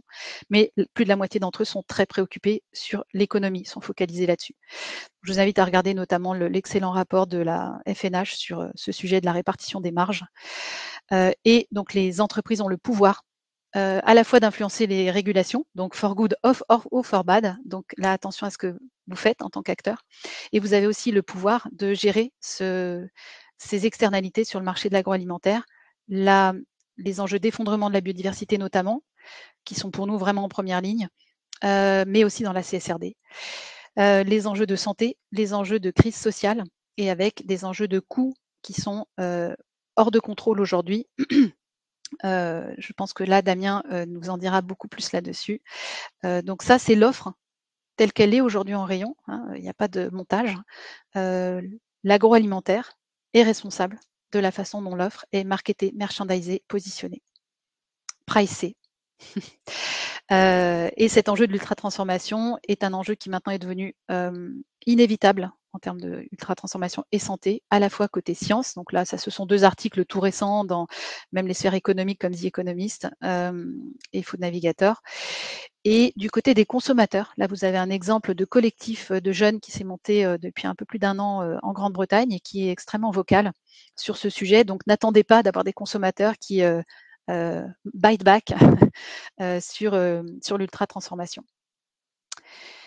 Voilà, donc on a passé en revue tous ces enjeux de manière certes panoramique et rapide, mais je pense que ça vous permet d'apprécier le caractère extrêmement concret en fait de cette directive et la façon dont elle peut vraiment vous engager dans des actions qui ont du sens et qui vous permettent de contribuer positivement. Donc ça, c'est la petite récap de ce qu'on a vu déjà tout à l'heure. Santé, équité, environnement, relocalisation. Et donc, ce qui est également à l'épreuve dans cet exercice, c'est votre capacité de transparence sur ces enjeux. Pour terminer, sachez qu'on a également commencé à diffuser depuis l'an passé une étiquette qu'on appelle la transparence intégrale et qui permet, au-delà des enjeux environnementaux stricts, plus bien-être animal qui sont sur l'étiquette classique Planet Score, pour aujourd'hui une dizaine d'entreprises qui ont fait ce choix d'aller sur la transparence complète et donc systémique jusqu'à la rémunération juste des producteurs, que vous voyez ici avec les 2 mains qui se serrent, donc relation contractuelle juste, la relocalisation avec l'origine des matières premières, l'ultra-transformation, sujet sur lequel on pense qu'on ne peut vraiment plus faire l'impasse, et puis l'évaluation globale de la soutenabilité avec la couleur du cadre. Je vous montre ça. Alors, on a évidemment le mode d'élevage. On a évidemment le mode d'élevage quand on est sur un produit qui est concerné par le mode d'élevage, qu'on soit sur un chocolat au lait, un petit beurre ou une mayonnaise, même quand l'ingrédient est ultra minoritaire, on a un mode d'élevage. Et vous avez des entreprises qui communiquent déjà sur ces étiquettes. Donc ça, c'est un exemple, ça permet quand même d'apprécier assez rapidement de quoi on est en train de parler en rayon, sur des poulets, sur du chocolat, sur des fromages, par exemple. Donc là, avoir en tête aussi que c'est quand même très compliqué de rendre une population obèse avec du beurre ou du roquefort, en fait, et qu'il y a réellement un enjeu santé à regarder en face sur ce sujet de l'ultra-transformation. Là, on a beaucoup plus de perturbateurs, enfin, on n'a pas de perturbateurs endocriniens dans le roquefort, on a des perturbateurs endocriniens dans ce type de produits à droite, qui sont des produits ultra-transformés. Et la végétalisation ne suffira pas. Dernier message pour beaucoup d'entre vous qui axent tous leurs efforts là-dessus, ça ne suffira pas à rendre le secteur soutenable. On peut avoir des produits qui ne sont pas du tout soutenables tout en étant végétaux. Voilà, je vais laisser la parole à Damien. Je ne sais pas, Rim, si on a un petit temps, puisque là, je ne vois pas l'écran, à part le grand écran, si on a un petit temps pour prendre des questions. Alors, je pense que... Alors déjà, est-ce que Damien, je ne le vois toujours pas. Je pense qu'en fait, j'ai vu qu'on avait déjà répondu à certaines questions. On peut prendre 2 minutes si vous voulez. Alors, j'ai une question là. Que pensez-vous des labels de commerce équitable? Est-ce que c'est quand même une garantie de juste rémunération des producteurs, de pratiques respectueuses de l'environnement? Alors, les labels de commerce équitable qui sont certifiants, qui sont des labels créés et tenus par des structures qui le font de manière cohérente, et oui, il y en a quand même un certain nombre. Donc ça, je vous invite, pour ceux qui ne connaissent pas bien ce secteur-là, à contacter Commerce Équitable France, mais des structures comme Max Havelaar font ça vraiment très bien et font partie de cette structure collective. Et vous avez des labels de commerce équitable privé, portés par des entreprises ou des collectifs d'entreprises sur lesquels là, il faut évaluer dans les détails, mais en général, c'est beaucoup moins exigeant, pour être tout à fait clair, que les labels de commerce équitable tels que je les ai décrits avant, qui, eux, garantissent, qu'on n'est pas en marché mondial plus, parce qu'en fait, une partie des labels privés ne font que ça. Or, les marchés mondiaux sont extrêmement fluctuants sur un certain nombre de matières premières, et donc ça ne permet pas de garantir que la rémunération est juste. Et ça, aussi bien nord-nord que nord-sud, puisqu'on a aussi des structures comme Agriéthique qui font ce boulot-là, ou C'est qui le patron, qui font ce travail-là en France. Alors C'est qui le patron avec une approche un peu particulière, mais qui est aussi vraiment porteuse de sens sur l'enjeu de la rémunération. Et donc, oui, il y a un petit peu de tri à faire, et nous, on est plutôt en soutien, évidemment, de tout ce qui est commerce équitable tel qu'il est porté par ces structures-là, Commerce Équitable France. Ok, merci Sabine. Il y a 2 questions. Est-ce que ce serait possible par la suite d'obtenir ces slides qui sont riches et détaillés, et des fichiers Excel concernant les enjeux matériels? Voilà. Alors, bien sûr, pas d'inquiétude, ne prenez pas de notes, ne faites pas de screenshots, ne perdez pas de temps là-dessus. On diffusera non seulement le webinaire, mais également le diaporama. C'est-à-dire que vous pourrez retrouver toutes ces diapos en format propre. Super. Merci beaucoup Sabine. Je passe la main à Damien, directeur du cabinet et président Apivia Massif Mutuel, pour une mise en perspective de la réglementation CSRD pour les mutuelles. Merci Rim. Alors juste une petite correction, je suis bien directeur de cabinet mais pas encore président. Voilà. Et puis sur le logo, alors ça apparaît pas là, c'est pas exactement le bon, mais vous retrouverez le bon logo Massif, en fait, Apivia Massif Mutuel, puisque c'est une grande marque, une grande maison commune, Apivia Massif Mutuel et Massif, qu'on connaît sans doute un peu plus sur l'assurance de biens. Alors juste pour d'abord merci pour l'invitation. Juste pour vous prévenir, en général, quand on invite un assureur, c'est pas très bon signe. Ça veut dire qu'on va parler d'une part de chiffres, mais il y en a eu déjà pas mal. Donc, vous commencez à être habitués. Et puis, en plus, on parle de risques, parce que c'est notre métier de mesurer les risques et de les anticiper. Donc, c'est pas toujours une bonne nouvelle. C'est une bonne nouvelle quand c'est un assureur mutualiste. Je plaide pour ma paroisse, mais parce qu'en général, on va parler aussi de conviction et d'optimisme.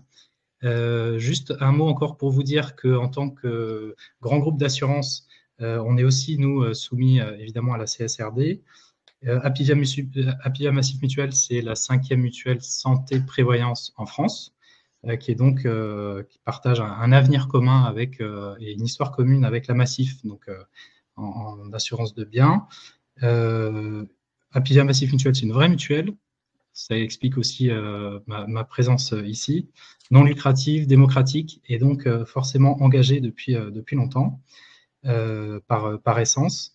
Et puis, on couvre aujourd'hui à peu près 2 millions, un petit peu moins de 2 millions d'adhérents santé-prévoyance, auxquels s'ajoutent les quasiment 6 millions de sociétaires massifs. Voilà, donc c'est une grosse structure militante en assurance mutualiste. Voilà. Alors, peut-être on peut avancer. On a évoqué beaucoup jusqu'à maintenant les éléments relatifs à la santé. Peut-être pour lever une petite incompréhension qu'on a sur la santé, comment elle évolue en France et puis dans les pays développés. On a bien une espérance de vie à la naissance qui augmente en France, même si là, vous voyez la courbe, ça commence à se stabiliser un petit peu, mais en tout cas, on est toujours jusqu'à maintenant sur cette dynamique-là. Et puis rapidement, sur la slide suivante, concernant l'espérance de vie en bonne santé, c'est pareil, elle augmente très légèrement. Alors, on a juste un point d'attention relativement important, c'est que cet indicateur d'espérance de vie en bonne santé, c'est du déclaratif. Et donc, c'est très, très dépendant du contexte social, médiatique, géopolitique même, ces dernières années. Donc, c'est un indicateur qui vaut ce qu'il vaut. Et donc, une fois qu'on a dit tout ça, c'était les bonnes nouvelles de ma présentation. Donc, je vais pouvoir passer au sérieux du sujet. Malgré tout ça, on a des dépenses de santé qui explosent. Je pense qu'il n'y a pas besoin de détailler le graphique que vous avez là. Et les éléments là dont je vais vous faire part, en fait, ils sont finalement pas si connus que ça. Et pour une bonne raison, c'est qu'en France, on a, notamment en France, un système de protection sociale qui est hyper efficace et qui amortit la plupart des crises. On l'a vu pendant le Covid notamment. Donc ça, c'est une très bonne nouvelle. Sauf que, ce faisant, en fait, on rend quasiment invisible cette courbe-là. Moi, à chaque fois que je la vois, je me repose la question, est-ce que c'est les vrais chiffres? Est-ce que c'est vraiment ça? Mais oui, c'est vraiment ça.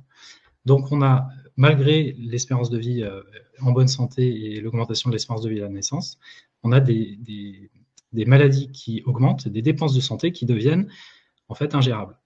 C'est la saison, on est en train de négocier le projet de loi de financement de la sécurité sociale en ce moment à l'Assemblée et au Sénat. Chaque année, c'est pas une nouveauté là pour 2024, chaque année on se demande comment on va boucler le budget de l'année suivante, le budget de la sécurité sociale. Alors on avait des recettes jusqu'à maintenant, quand je dis on, c'est les pouvoirs publics, notamment de transférer des dépenses qui étaient prises en charge par le régime obligatoire vers les complémentaires santé, mutuelles ou assureurs. Sauf que, à force de le faire, et c'est pas nous qui le disons, mais c'est l'adresse, les mutuelles santé, elles ont aujourd'hui tant pis pour le gros mot, un taux de profitabilité qui est à 0,1% du chiffre d'affaires. Ce qui est assez incroyable, et il y a assez peu de secteurs qui sont dans ce niveau-là. Donc, en fait, on ne va plus pouvoir absorber de nouveaux transferts du régime obligatoire vers le régime complémentaire. Et puis, en plus de ça, se pose la question de l'acceptabilité sociale du coût de la santé, notamment du reste à charge pour les ménages et les assurés sociaux. Si on avance encore un petit peu, en particulier dans l'augmentation de ces dépenses, pour ne pas dire l'explosion de ces dépenses de santé, on a une chose qu'on surveille particulièrement en tant que mutuelle, c'est l'épidémie, parce qu'il faut bien l'appeler comme ça, et c'est l'OMS qui l'appelle comme ça, l'épidémie de maladies chroniques. Rapidement, quelques chiffres. C'était en 2021, 60% des remboursements effectués par le régime obligatoire. C'est 20% des assurés sociaux aujourd'hui qui sont reconnus en affection de longue durée, donc qui bénéficient d'un régime de prise en charge pas tout à fait à 100% en fonction des maladies, mais ça s'en approche. Et puis, le nombre d'assurés concernés augmente de 2,7% par an. Et dans ces affections de longue durée, on a le diabète, les cancers, sclérose en plaques, des allergies. On n'a pas l'obésité qui n'est pas reconnue comme une maladie, mais qui devrait pouvoir l'être. Et puis, on a certaines affections de longue durée qui sont reconnues, mais pas complètement prises en charge à 100%. Je pense notamment à l'endométriose. Et il y a un certain nombre d'autres pathologies qui sont, pour dire les choses un peu comme ça, qui attendent au portail, si on veut, des ALD et qui, un jour, pourraient faire l'objet de prise en charge à 100%. Si tant est qu'on ait encore les financements qui le permettent. Donc, en prolongeant, en fait, d'après la tendance, juste si on peut rester sur la slide précédente, si on peut, voilà, les chiffres de ces dernières années, de ces 10 dernières années concernant l'épidémie de maladies chroniques, si on prolonge, c'est pour ça que j'ai mis la courbe en pointillé, alors, toutes choses égales par ailleurs, bref, si on prolonge en tout cas la dynamique, on arriverait en 2035 à 160 milliards d'euros de dépenses pour ces ALD, ces seuls ALD-là, et 20 millions d'assurés sociaux qui seraient concernés, ce qui est énorme.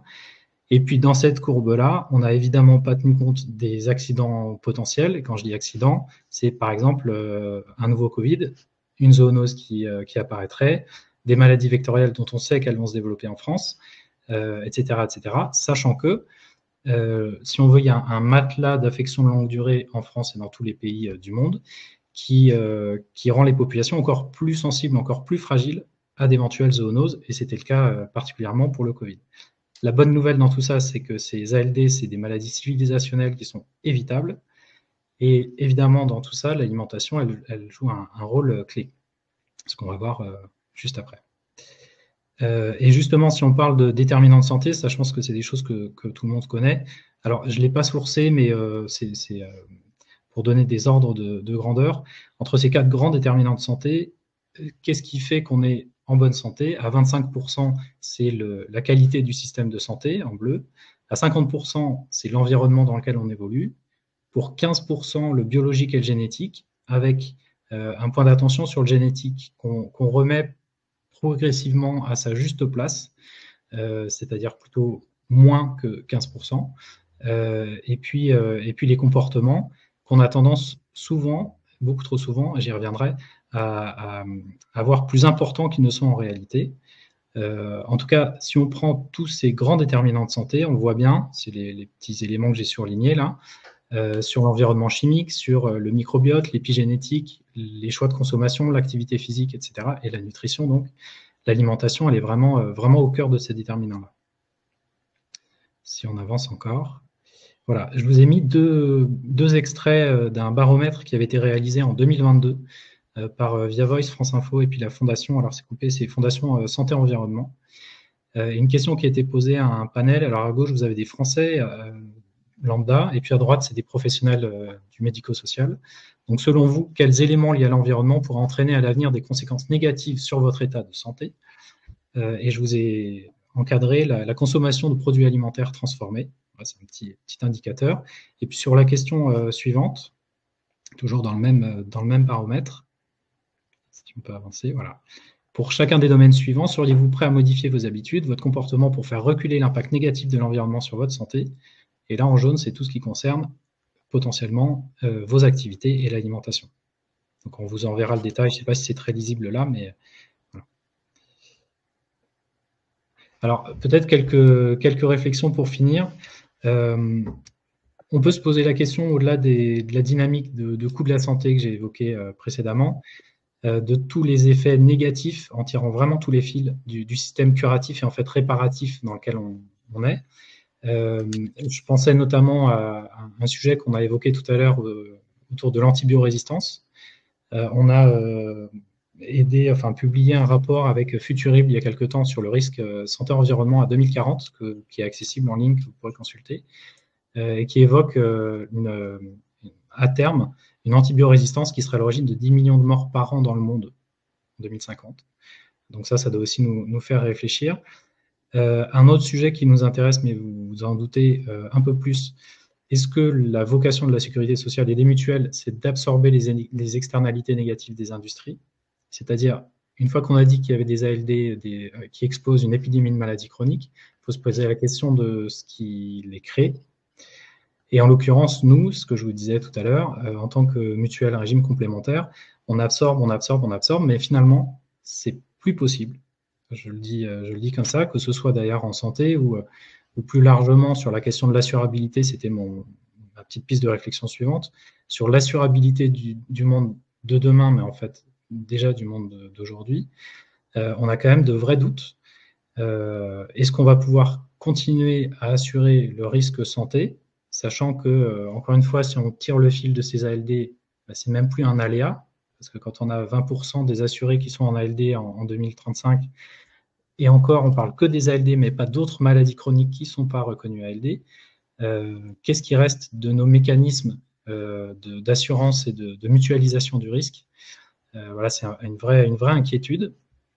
Et puis, puisqu'on est aussi mutuelle et qu'on a de plus en plus d'adhérents malades, on va finalement, au bout du bout, se retrouver à être comme de grandes méga associations de patients. Et il faudra bien qu'on défende, c'est ce qu'on fait aujourd'hui, la voix de nos adhérents et s'interroger sur qui doit payer cette facture. Est-ce que c'est les mutuelles, c'est-à-dire ce corps intermédiaire qui représente les adhérents, mais qui n'a pas d'argent magique? Est-ce que c'est les adhérents eux-mêmes, c'est-à-dire les citoyens, avec un reste à charge sur les dépenses de santé? Ou bien est-ce qu'il faut revoir la taxonomie? Et quand je dis ça, c'est évidemment l'industrie agroalimentaire, l'industrie phyto, c'est une autre question. Et puis, ces derniers temps, notamment dans le cadre des discussions autour du PLFSS, on a vu pas mal de pistes, c'est pas nouveau, mais elles se précisent, je trouve que la pression augmente, de propositions pour taxer plus le sucre, les plats ultra transformés, les additifs, les pesticides, etc. Grosso modo, les producteurs de risques. C'est la partie la moins sympa de ma présentation.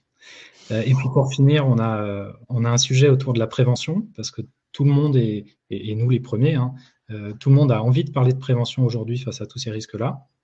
Mais de quelle prévention parle-t-on réellement? Il y a beaucoup de marques qui commencent à allier sur le bien-être, sur la santé, etc., en proposant des applications, des choses comme ça. Nous, en tant que mutualistes, en tout cas, on est persuadés qu'il ne peut pas y avoir de prévention efficace si on parle uniquement de prévention individualisée, c'est-à-dire si on demande à l'individu lui-même de faire ses choix tout seul dans son coin en se disant il sait bien qu'il doit manger 5 fruits et légumes, il a qu'à se débrouiller avec ça, il est grand, il est responsable, et puis s'il n'est pas responsable, il paiera plus cher. Voilà. On sait bien, en tout cas nous mutualistes, que ça ne suffit pas, et les grands progrès de santé publique, ils ont toujours été créés par un mouvement collectif autour d'une thématique. Je pense à la vaccination, je pense à des obligations, par exemple pour le tabac. On pourrait évoquer aussi l'amiante, c'est un sujet qui nous occupe beaucoup en ce moment, et les pesticides. Et puis surtout, si on veut changer de braquet et enclencher une vraie dynamique de prévention, ça veut dire mettre en œuvre une prévention primaire et non pas une prévention secondaire qui coûte cher, une prévention tertiaire qui coûte aussi très cher. Et puis peut-être un dernier mot pour dire que, en tout cas, nos adhérents, quand on les voit en action de prévention, en atelier, etc., ils sont très sensibles à la levée des tabous. Et une fois qu'on leur a dit, parce qu'on fait aussi parfois ça, du décryptage d'étiquettes, et le mouvement mutualiste en fait beaucoup, la mutualité française, on sent vraiment qu'on gagne en crédibilité quand on lève vraiment les tabous et qu'on va jusqu'au bout de la logique en décryptant non seulement sur les étiquettes les aspects nutritionnels, mais aussi les contenants, les additifs, en se disant que nos adhérents et les citoyens ne sont pas plus bêtes que nous, entreprises, et qui peuvent bien comprendre que le parabène, on peut le trouver de différentes façons, que le nom n'est pas toujours le même, mais qu'ils peuvent réussir à l'identifier, etc., etc. Donc en respectant les consommateurs, les adhérents, et en leur expliquant très clairement les risques, c'est un moyen aussi de changer les comportements, et c'est pas forcément, ça les effraie pas forcément. D'où le fait effectivement qu'avec le Planet Score, il y a quand même de belles choses à faire pour enclencher cette dynamique de prévention. Et pour finir là, sauvegarder autant que possible ce système de protection sociale qu'on porte tous et pour lequel on a tous une responsabilité importante. Merci beaucoup Damien, vraiment pour cet éclairage très très instructif. L'idée c'est un peu, quand on voit tout ça, effectivement d'abord les limites du consommateur. Oui, il faut quand même qu'il y ait de la réglementation dans tout ça. Et là, ce que fait la CSRD, c'est au-delà elle ne peut pas réglementer directement les sujets de taxonomie, etc. pour l'instant, mais c'est de flécher en tous les cas les financements, donc les financements privés, vers les entreprises qui vont faire cet exercice de CSRD de manière sincère, complète, et qui vont agir. Donc ça passe par des choses très concrètes, hein, accès à des fonds, accès à des bonifications sur les emprunts, etc. Et que ça devienne en fait un véritable avantage concurrentiel de faire cet exercice sans tabou, comme tu viens de l'évoquer. Donc je vais passer très très vite sur l'exemple des effets collatéraux intentionnels négatifs des actions. On n'aura pas le temps aujourd'hui de développer, mais c'est juste pour faire une illustration que je vais passer très très rapidement. Mais en gros, si on prend cet exemple totalement théorique et totalement fictionnel d'une entreprise, un industriel fabriquant des produits laitiers qui déciderait de répondre à la demande de ses clients GMS sur des trajectoires pure carbone, ce qui est quand même un peu le cas aujourd'hui, ça c'est pas super fictionnel, et qui décide de mettre en place des actions de sustainability suivantes. Ajout d'additifs dans les rations des vaches laitières. Alors, il y en a différents types sur le marché pour diminuer les émissions de méthane qui sont liées à l'éructation des vaches. Concrètement, il faut diminuer également la part d'herbe et de foin dans les rations, puisque les concentrés sont qualifiés comme moins méthanogènes dans les méthodes de comptabilité carbone. Il faut également diminuer le temps de vie improductif des génisses, donc des jeunes vaches qui n'ont pas encore eu de veau, accélérer leur maturité sexuelle, l'âge au premier vélage, avec une nourriture plus énergétique. Donc ça veut dire moins d'herbe et là aussi plus de concentré. Ça permet de comptablement diminuer les émissions de gaz à effet de serre pour les bilans carbone, à l'échelle produit et à l'échelle de l'entreprise.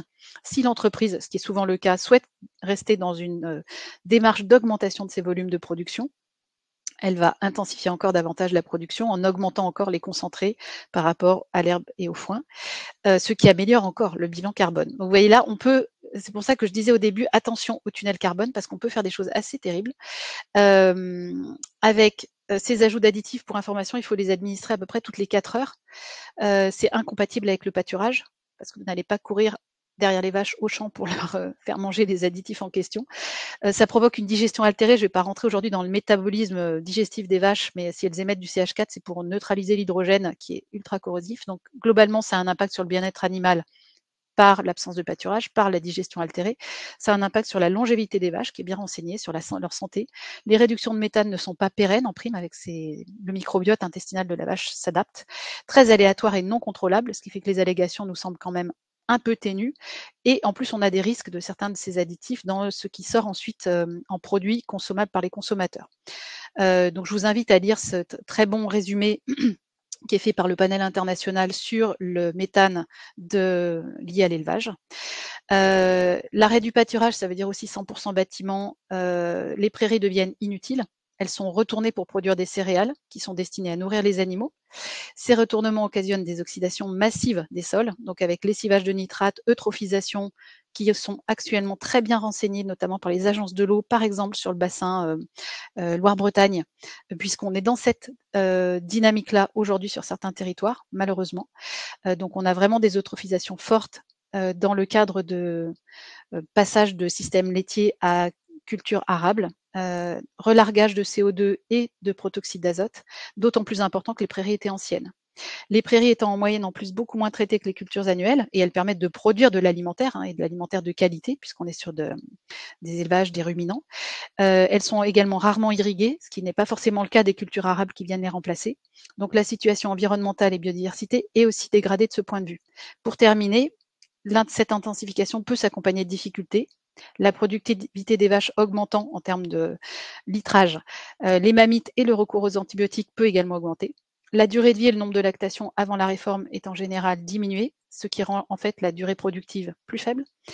Les races de vaches qui valorisent le mieux les concentrés par rapport à l'herbe peuvent s'avérer moins tolérantes aux aléas climatiques. Donc là, c'est une question de sélection, de génétique, avec des baisses de productivité importantes en cas de forte chaleur, donc une diminution de la résilience et de la production. Le recours au soja à faible coût est quand même très tentant dans ces systèmes-là, et donc passer sur des origines non tracées pour que ce soit vraiment peu cher. Donc la déforestation peut redevenir un enjeu premier, aussi bien climat que biodiversité. Et pour information, on a des nouvelles techniques de déforestation là depuis 2-3 ans pour éviter les feux détectables par satellite qui sont de dégrader les forêts avec des pesticides aujourd'hui. Donc ça, je parle du continent sud-américain. Les haies deviennent inutiles, voire gênantes, dans le cadre de la mise en culture des prairies. Donc on perd également souvent des ligneux dans ce cadre-là. Et les paysages et l'attractivité des territoires peuvent également pâtir de ces changements. Donc voilà, en gros, là, l'entreprise a répondu à une injonction comptable de trajectoire carbone. Ça ne veut pas dire qu'il ne faut pas faire des efforts, attention. Ça ne veut pas dire que tout ça ne sont pas des enjeux, mais attention aux effets collatéraux, attention au rebouclage. Là, on rentre dans des choses qui sont difficilement réversibles une fois qu'on a fait ça. Et l'amélioration de la rémunération et la diminution de la vulnérabilité des éleveurs, donc le système laitier est particulièrement ciblé, dans un tel scénario est improbable. J'en profite pour dire que, puisqu'on a parlé de relocalisation tout à l'heure, alléguer une origine, par exemple France, n'est pas suffisant pour dire qu'on fait du social. Aujourd'hui, on a presque plus de 95% du lait vendu en France qui est français, et c'est la filière dans laquelle on a le plus de suicides des éleveurs. Donc attention à ne pas confondre les sujets.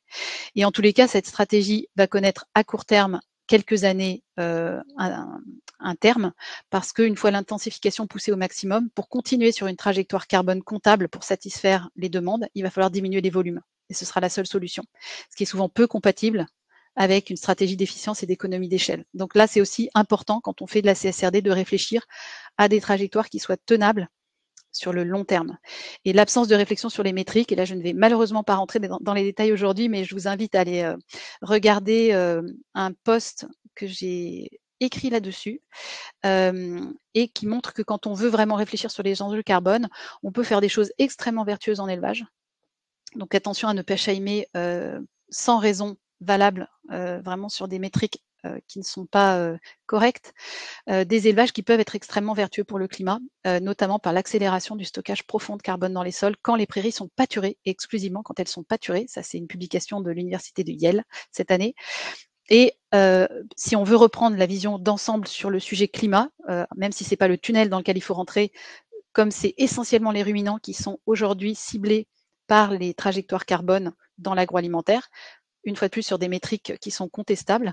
Réfléchissez bien de ce qui est circulaire, ce qui reboucle et ce qui ne l'est pas. Ce qui réchauffe aujourd'hui le climat, c'est qu'on sort du carbone qui est dans les strates géologiques et qu'on le met dans l'atmosphère. Donc, si vous n'êtes pas dans cette thématique-là, si vous êtes dans un CH4 qui est circulaire, le carbone du méthane vient du CO2 qui a été capté par la plante juste avant qu'elle ne soit mangée par la vache. Il faut quand même réaliser qu'on a une différence essentielle dans les enjeux climatiques entre les énergies fossiles et les cycles du vivant.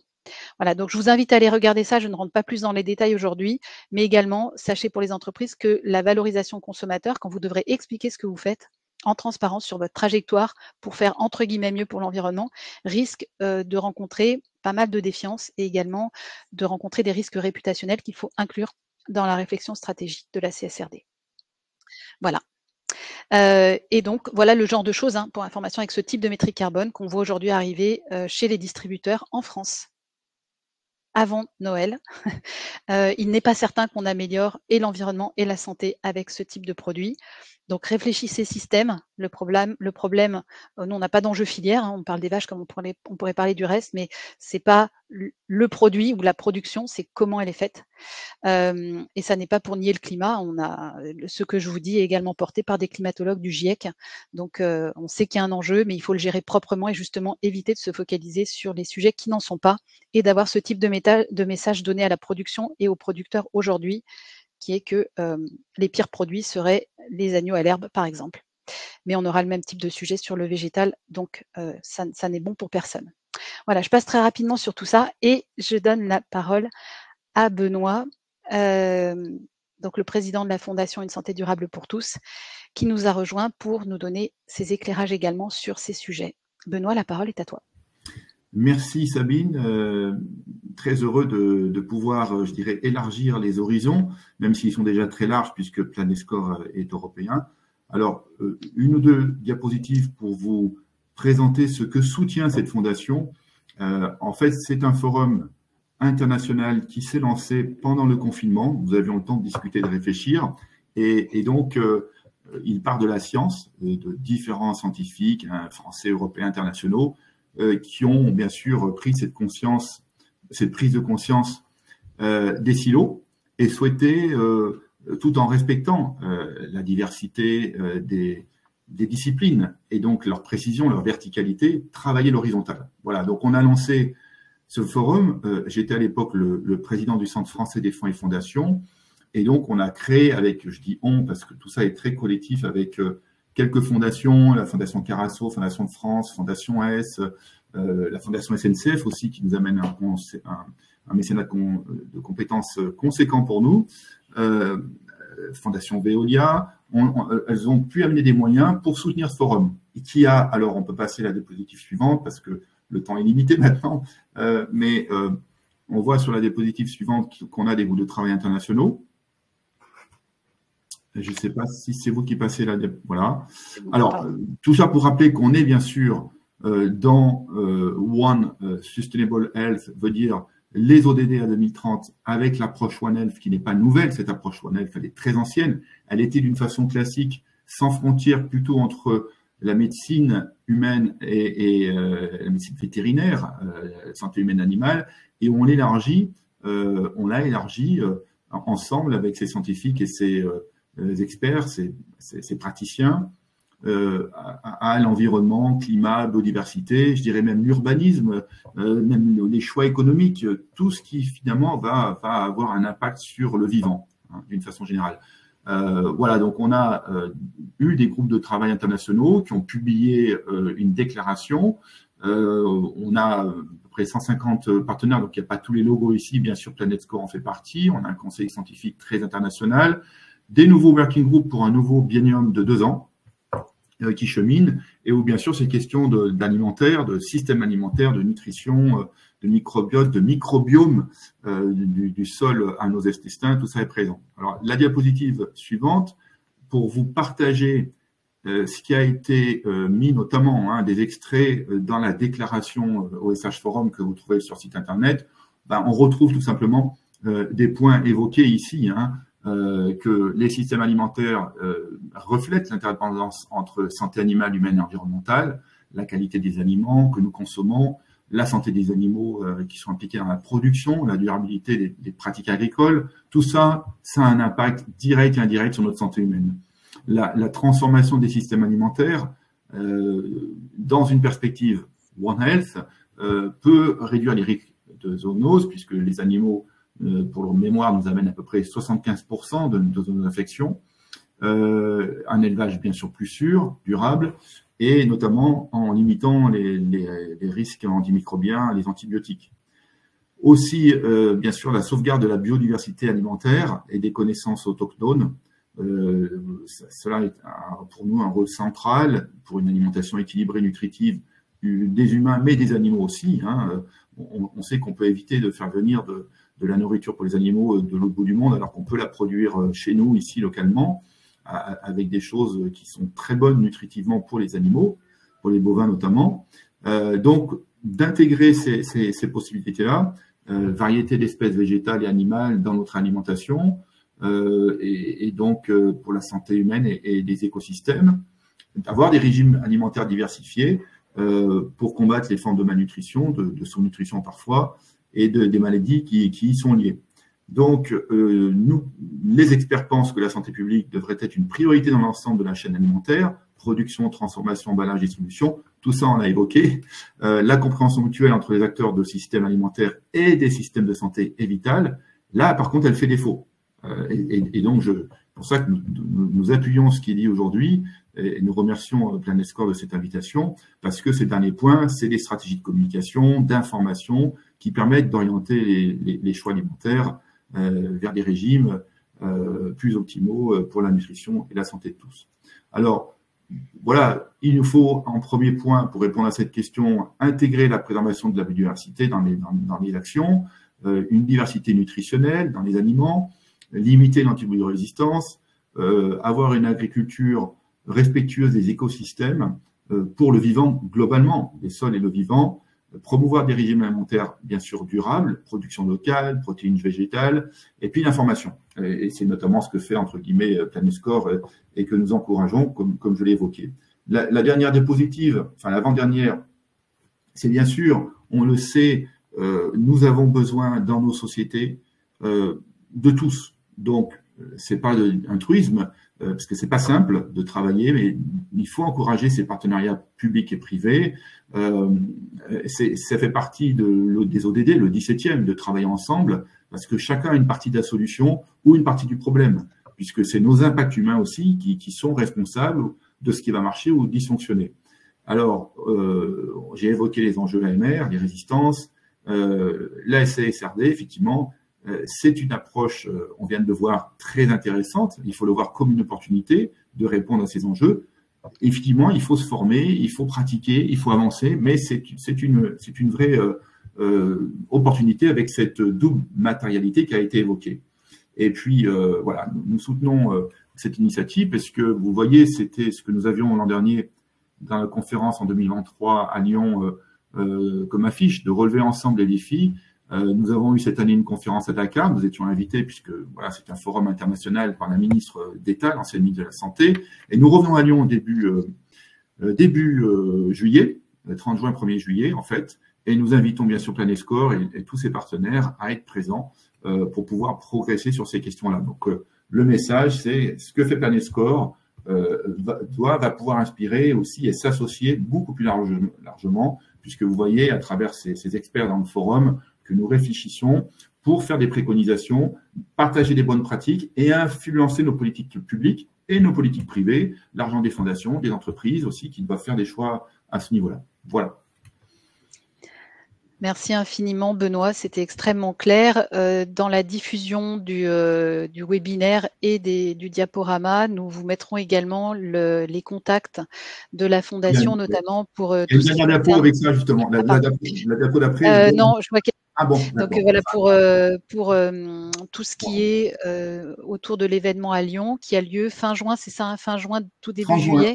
Lundi 30 juin et mardi 1er juillet au Musée des Confluences, mais on sera aussi au Centre du Cancer, à l'Académie de l'OMS qui va être inaugurée le 17 décembre, parce qu'on aura des workshops thématiques on va décliner les 9 groupes de travail internationaux. Et donc, on aura l'occasion, à travers vous et vos partenaires, d'en reparler, puisqu'on fait ça collégialement. C'est le but de la manœuvre.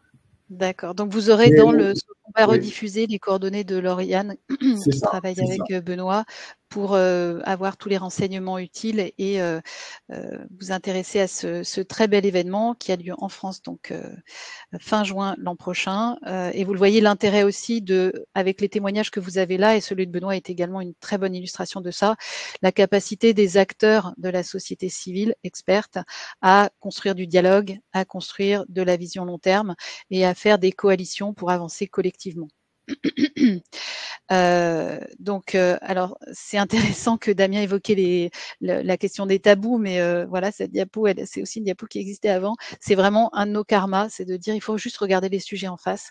Les consommateurs apprécient qu'on leur parle comme à des adultes qu'ils sont, et de la même façon, vos parties prenantes, organismes financiers, etc., ont aussi besoin de se former sur ces enjeux, sur un secteur qui est donc un peu atypique par rapport à tous les secteurs beaucoup plus industriels.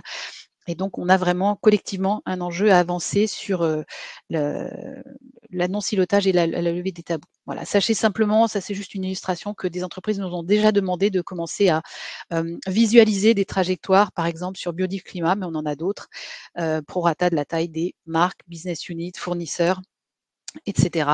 Donc ça, c'est le genre de choses qu'on pratique déjà. Et je laisse la parole à Fabrice. Fabrice, si tu souhaites conclure. Je suis très content de revenir vers vous pour vous parler de l'importance de la CSRD pour nos entreprises. Donc on a dit beaucoup de bêtises sur ce sujet parce que les gens n'ont pas lu le texte et ils n'ont pas pris le temps d'en comprendre le fondement, qui est la transformation de nos modèles d'affaires. Parce qu'en fait, c'est ni plus ni moins que ça, c'est pas du tout une norme de reporting, c'est une norme qui nous invite à transformer nos modèles pour passer d'un modèle linéaire à un modèle permacirculaire, dont la place du vivant dans cette norme est essentielle. On ne pourra rien protéger, rien préserver, rien faire perdurer si on ne protège pas à la fois le vivant et en même temps qu'on traite la cause climatique. C'est les deux sujets qu'il faut pouvoir faire avancer de la même manière, surtout dans le domaine de l'agriculture, bien entendu.